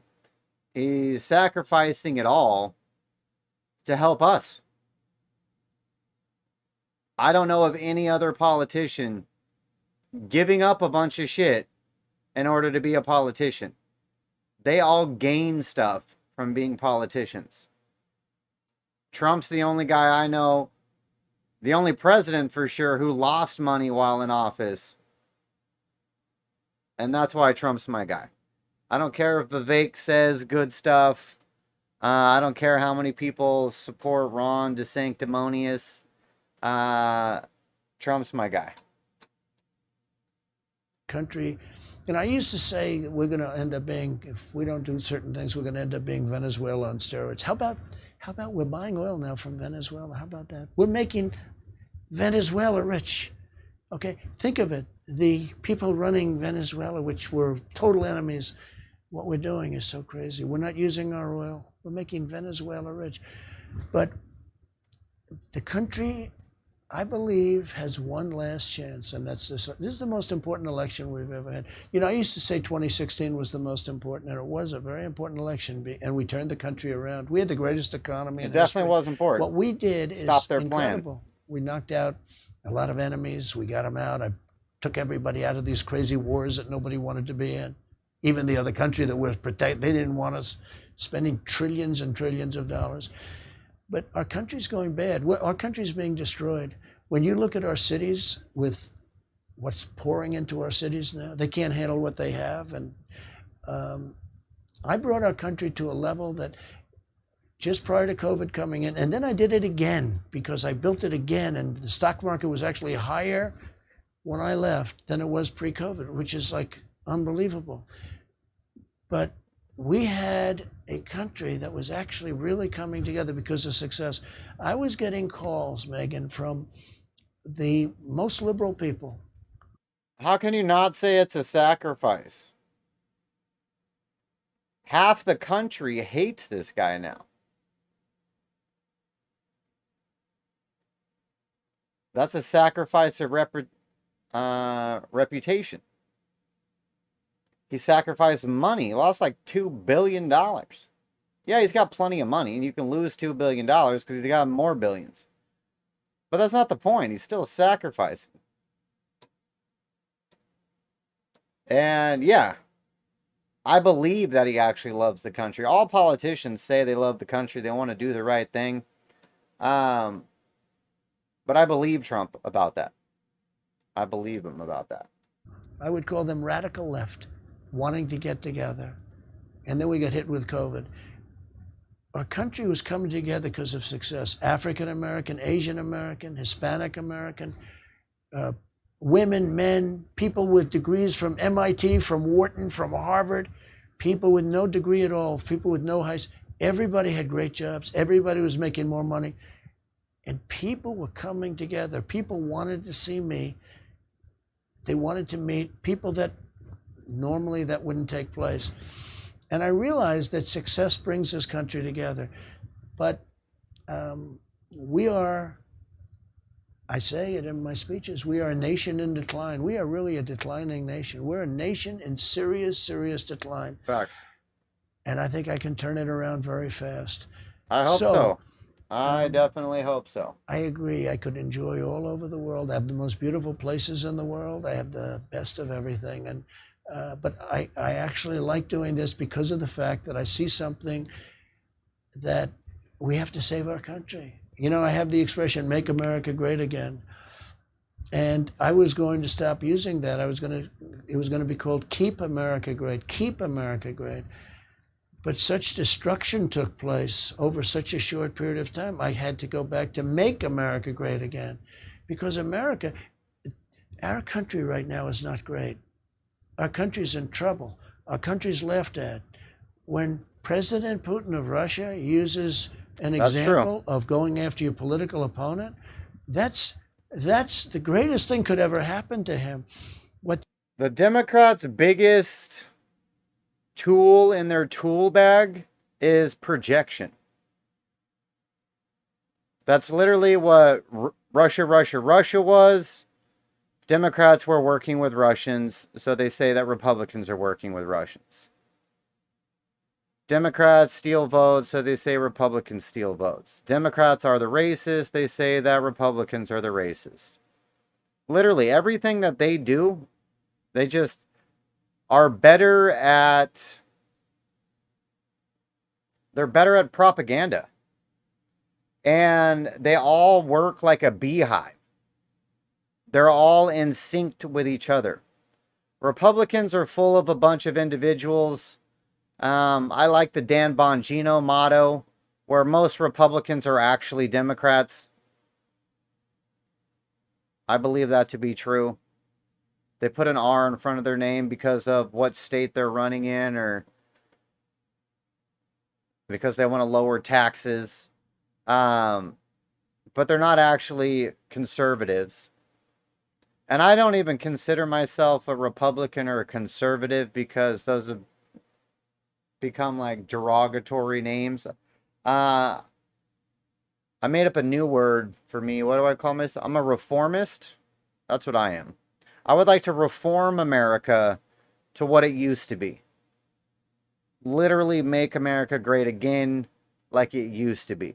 Let's go back to the 90s. With the economy like 2019 prior to COVID. But when I say go back to the 90s, I mean the 90s. Racism didn't exist in the country. Everybody was fine. We were all shaking and moving. Things were good. We had gotten over a lot of the bullshit in the country. Like my generation, I know I look old, but I'm only 41. So I was born in the 80s. I was raised in the 90s. I grew up on rap music. I grew up with Michael Jordan being my superhero and Jose Canseco. There was no racism. There was no strife. There was none of that shit in our country. We had Richard Pryor putting out comedy albums with the word nigger on the fucking front of it. Nobody gave a shit because nobody cared. Racism was gone. Racism was gone. But in order to destroy a nation, you have to divide people. And that's what Obama's job was. That's what Obama's job was. To split, divide, and harm the country. So then Hillary could come in and remake it and reform it into this globalist shithole that they want to rule over. And Trump's the one man who stepped in and saved the fucking day. And saved the day. But hopefully he can do it again. Hopefully he can do it again. We're hoping so. But shout out to everybody new tapping into Rumble. We appreciate you. If you'd hit the thumbs up, that helps me. If you click follow, you'll get notified of future lives. We do go live every day. Or if you're really nice and not a cheap bastard, you could join. Pay $5 a month. Help me out. I'm trying to make a full-time go at this streaming thing. And we need some support. I'm a breeder. I got lots of kids. So there's lots of cheeseburgers I need to buy. And if I want to be able to stream full-time, we're going to need your guys' support.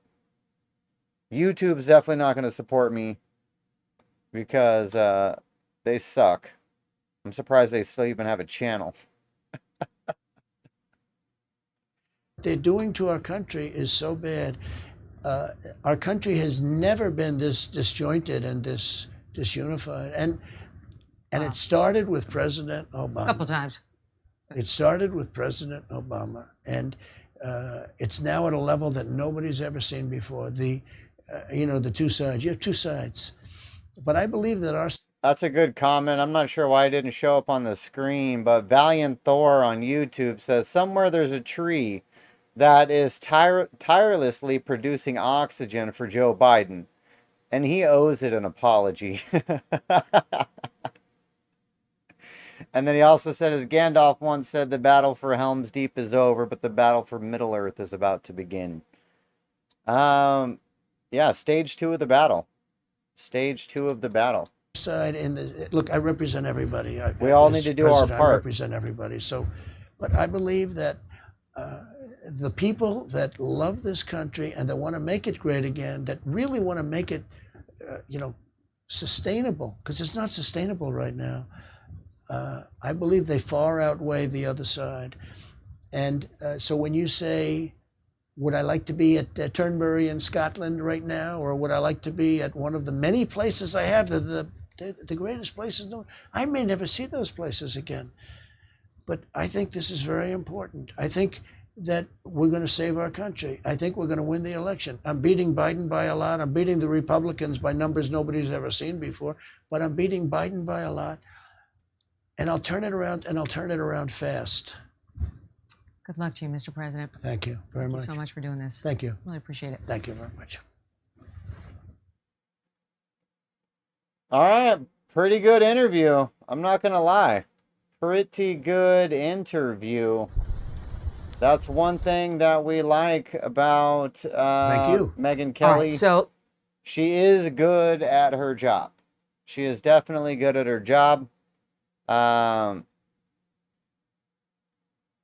She has some questions that other people don't ask. And we got some good answers out of her. We got some, or out of him, because of her. What am I looking for? Oh, yeah, this. Oh, yeah, this. So we definitely got some good answers out of Trump. We got some explanation on things. But, I mean, honestly, if you don't vote for Trump, you want to see America destroyed. And that's just what it is. That's just a fact. That's just a fact. My opinion, he can save America. Vivek's got good ideas, but he's not going to be able to pull it off. And I also like the fact that Trump's going to come into this as a second term, unencumbered, doesn't have to worry about re-election, and can just decimate things. They called him a bull in a china shop last time. This time he can actually be that. This time he can actually be that. Yeah, but pretty good interview. Pretty good interview. Let me know what you guys think. Let me know your thoughts. And let me know what else we should check out. Trump has my default vote for sure. Thank you for the open chat and discussion. The open chat is why I stream. That is why I stream. I like to chop it up with you guys and figure out what people are thinking. So I appreciate you guys for getting involved in the chat and supporting. So make sure you follow. But yeah, we're going to come back tomorrow. I think we're going to do the Carrie Lake interview that dropped today on the PBD podcast and see what she's up to. She's not going to announce what's going on yet. I don't think that Trump is going to tap her for VP. Although she would make a good VP candidate. I think that would actually be a waste of her political prowess, if that's a thing. I think that she may pull off the Hail Mary and do something about the governorship in Arizona, I would love for her to be the governor of Arizona. It's kind of weird that I said that because I don't really think that women should lead, honestly. Um, but she's one of those unique ones. She's one of those unique ones. And I think her ideas for Arizona would have been fantastic. And she would have been the type of governor like DeSantis. Not to give DeSantis props, but he would do things and get things done in his state that would cause other states to go, oh, we could do that. So I think that she was going to be vital for immigration in that manner because she was going to come in and evoke executive authority to declare an invasion and activate the National Guard and secure the fucking border. She was going to get it done. She was going to get it done.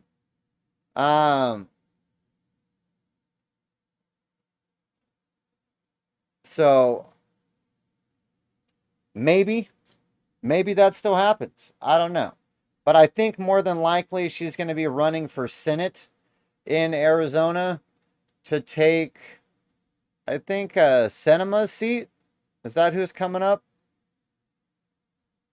I think that's who's coming up is Sinema, who ran as a Democrat and barely won. And I think she's independent now. I think she even left the Democratic Party because she knows for a fact the Democrats not going to win again in Arizona, a Senate seat. But honestly, it's up to the black people. It's up to the black and the brown people of America to save it. The white vote is already divvied up what it's going to be. Liberal whites are going to vote for America's destruction until we're destroyed. Conservative whites are going to vote Republican until we can save it. So it really comes down to the black vote and the brown vote switching sides. Because not even all of them. Not even all of them. If we could get 15% of black voters to vote for Trump, it's a wrap. It's a wrap. Democrats can never win an election again if we can get 15-20% of black voters voting Republican. I mean, in my opinion, they should all be voting Republican. Democrats hate black people. They always have. They always will. Everything they do hurts black people. And yet, black still vote 90% plus for Democrats. It's mind-boggling. It's crazy. So, if you're black and you're watching this, I need you to save America by voting for Trump, telling all your family to vote for Trump, and more importantly, telling every black woman you ever come across, stop being fucking retarded and vote to save America. Vote to save America. But repeal the 19th, is that what? That's women voting? Yeah, that wasn't a good idea. No offense, Kathy, if you're a chick. But women voting was not a good idea. It was not a good idea. It hasn't gone well. Let's put it that way. It hasn't gone well. We did the experiment. It didn't really work out. And we may need to reevaluate.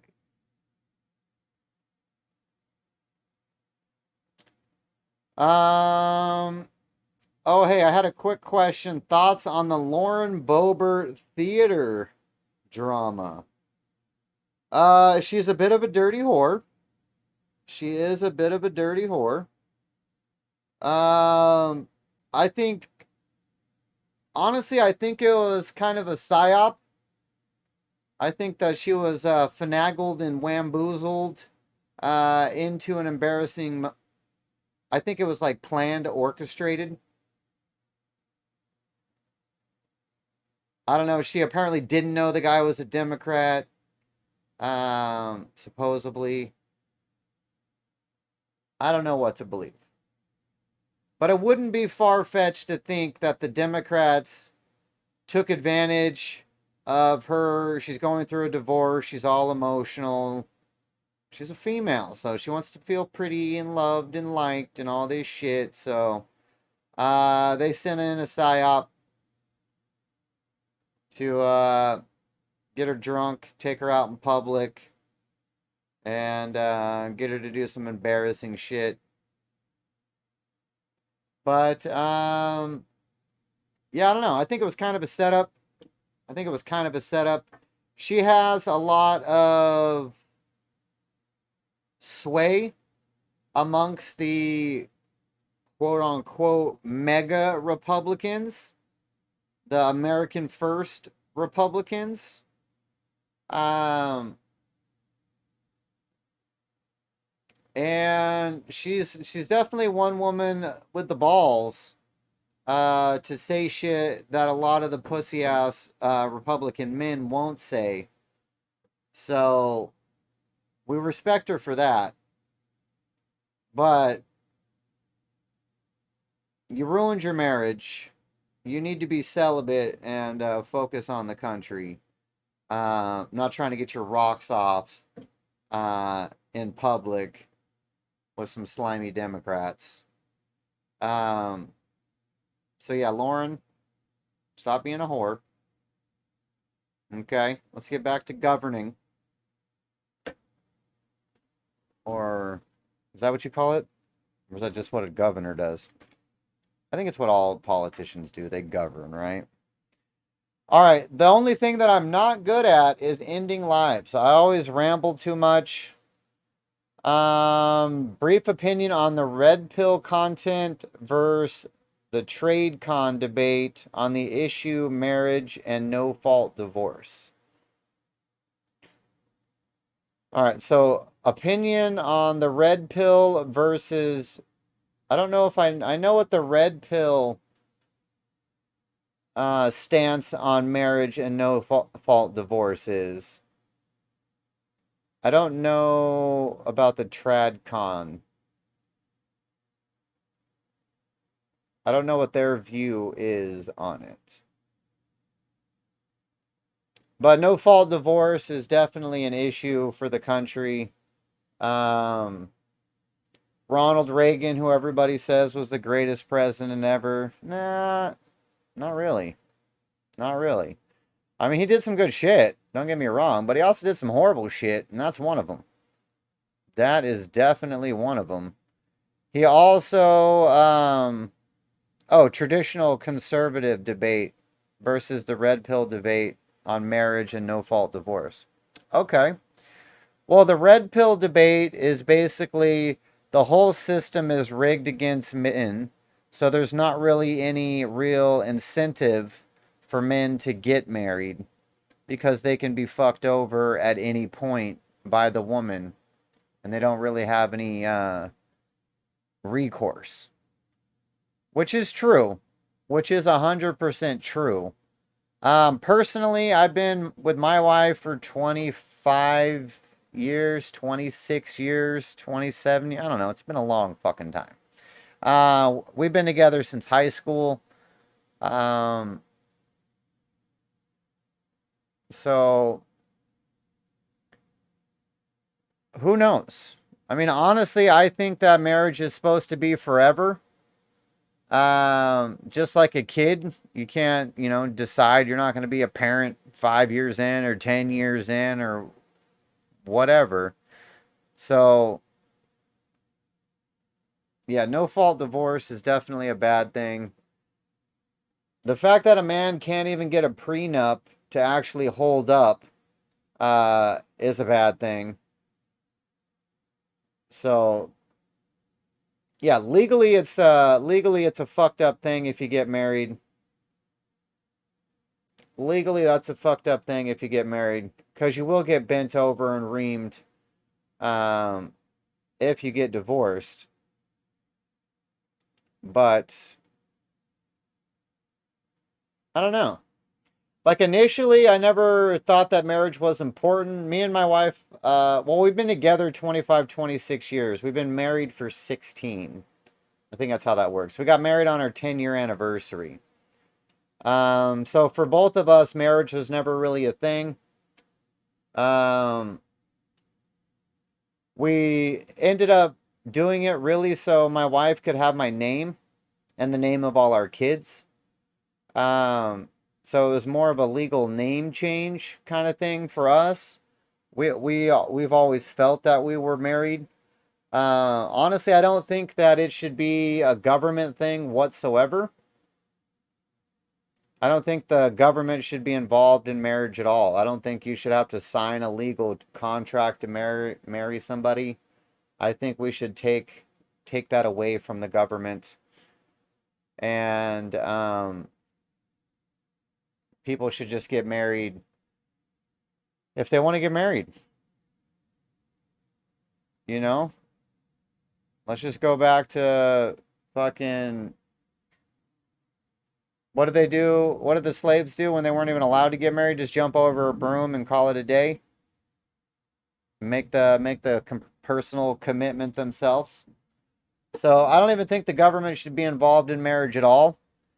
I don't think there should necessarily be like, why did the government get involved? In order to tax it different? I don't know. I guess I'd have to do some research into why all that shit fell apart in the first place. But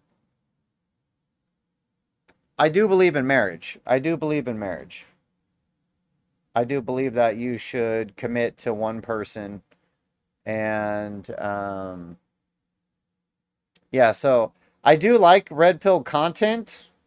So I do like a good portion of what they say. Their stance on marriage is kind of pussy to me. And their whole, well, if I'm successful and girls want to fuck me, I just have to cheat on my wife. It's kind of a cuck pussy thing to me. Um,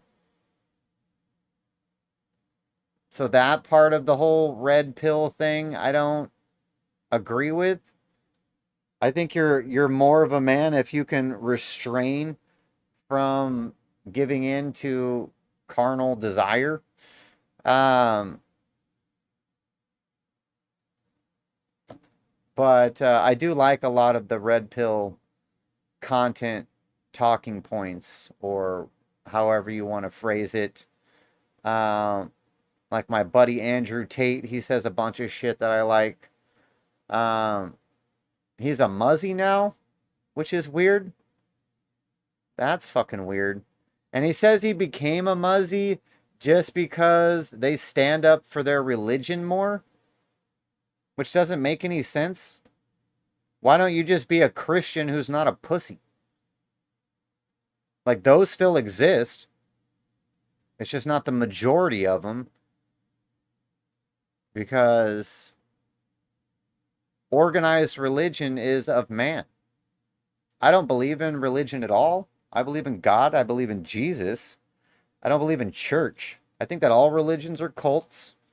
I think the Catholics are going to burn just as much as the Muzzies and the Mormons and the Jehovah's, and they're all going to fucking burn because they're all following man shit. Doing weird ceremonies and weird traditions and corrupting God's word and doing weird shit. Doing weird shit. All right, I'm going to get out of here. I've been rambling too much. But I appreciate everybody for stopping by. If you will, click the like, click the follow, click the donation, send me a super chat. Go to the website, shopmcclures.com. Get you a t-shirt. Get you a Trump 2024 t-shirt. We got those on there. Get a silhouette of me chugging Dr. Pepper. We have that shirt too. That was requested by somebody because I chugged 2 liters of Dr. Pepper. So we have the silhouette of that image. We had a concrete layer in the chat last week who gave me an idea for a shirt, so we made one for him. Here, I'll show it to you real quick. I will show it to you real quick.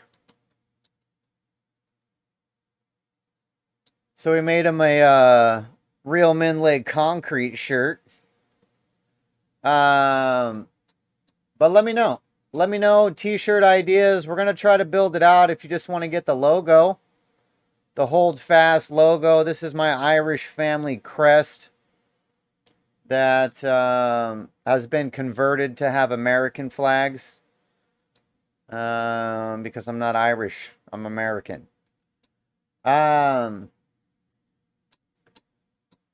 But yeah, we got the Dr. Pepper chugging silhouette shirt, which I think is kind of funny. But Roman, I appreciate you for stopping in. Kathy, we appreciate you for stopping in. Who else got involved in the chat earlier? Dance Master, if you're still around, we appreciate you. And I do like the interaction. That's what I'm here for, is to chop it up with you guys. If you become, I hate saying a fan because that's weird, but if you become a supporter of my shit talking over here, I always speak the truth.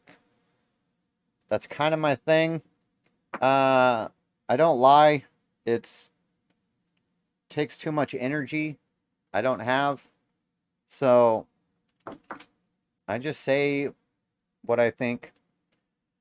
Sometimes what I think changes with new information. But begrudgingly it changes. But we are open to new ideas and new concepts and whatnot. We explore all facets of things on this channel, as we always will. But for me, you'll get honest, straight thoughts. And that's what I'm offering up. That's what I'm offering up over here. So if you want to support, we'd appreciate it. If you don't, well, then you suck. I don't know what to tell you. But you can come back anyways, even if you suck. Because we'll appreciate the view. Even though you don't want to click a like or a follow or a join or a dono or whatever. We do need the views as well. We do need the views as well. We're trying to make a full-time go at this. We are trying to make a full-time go at this.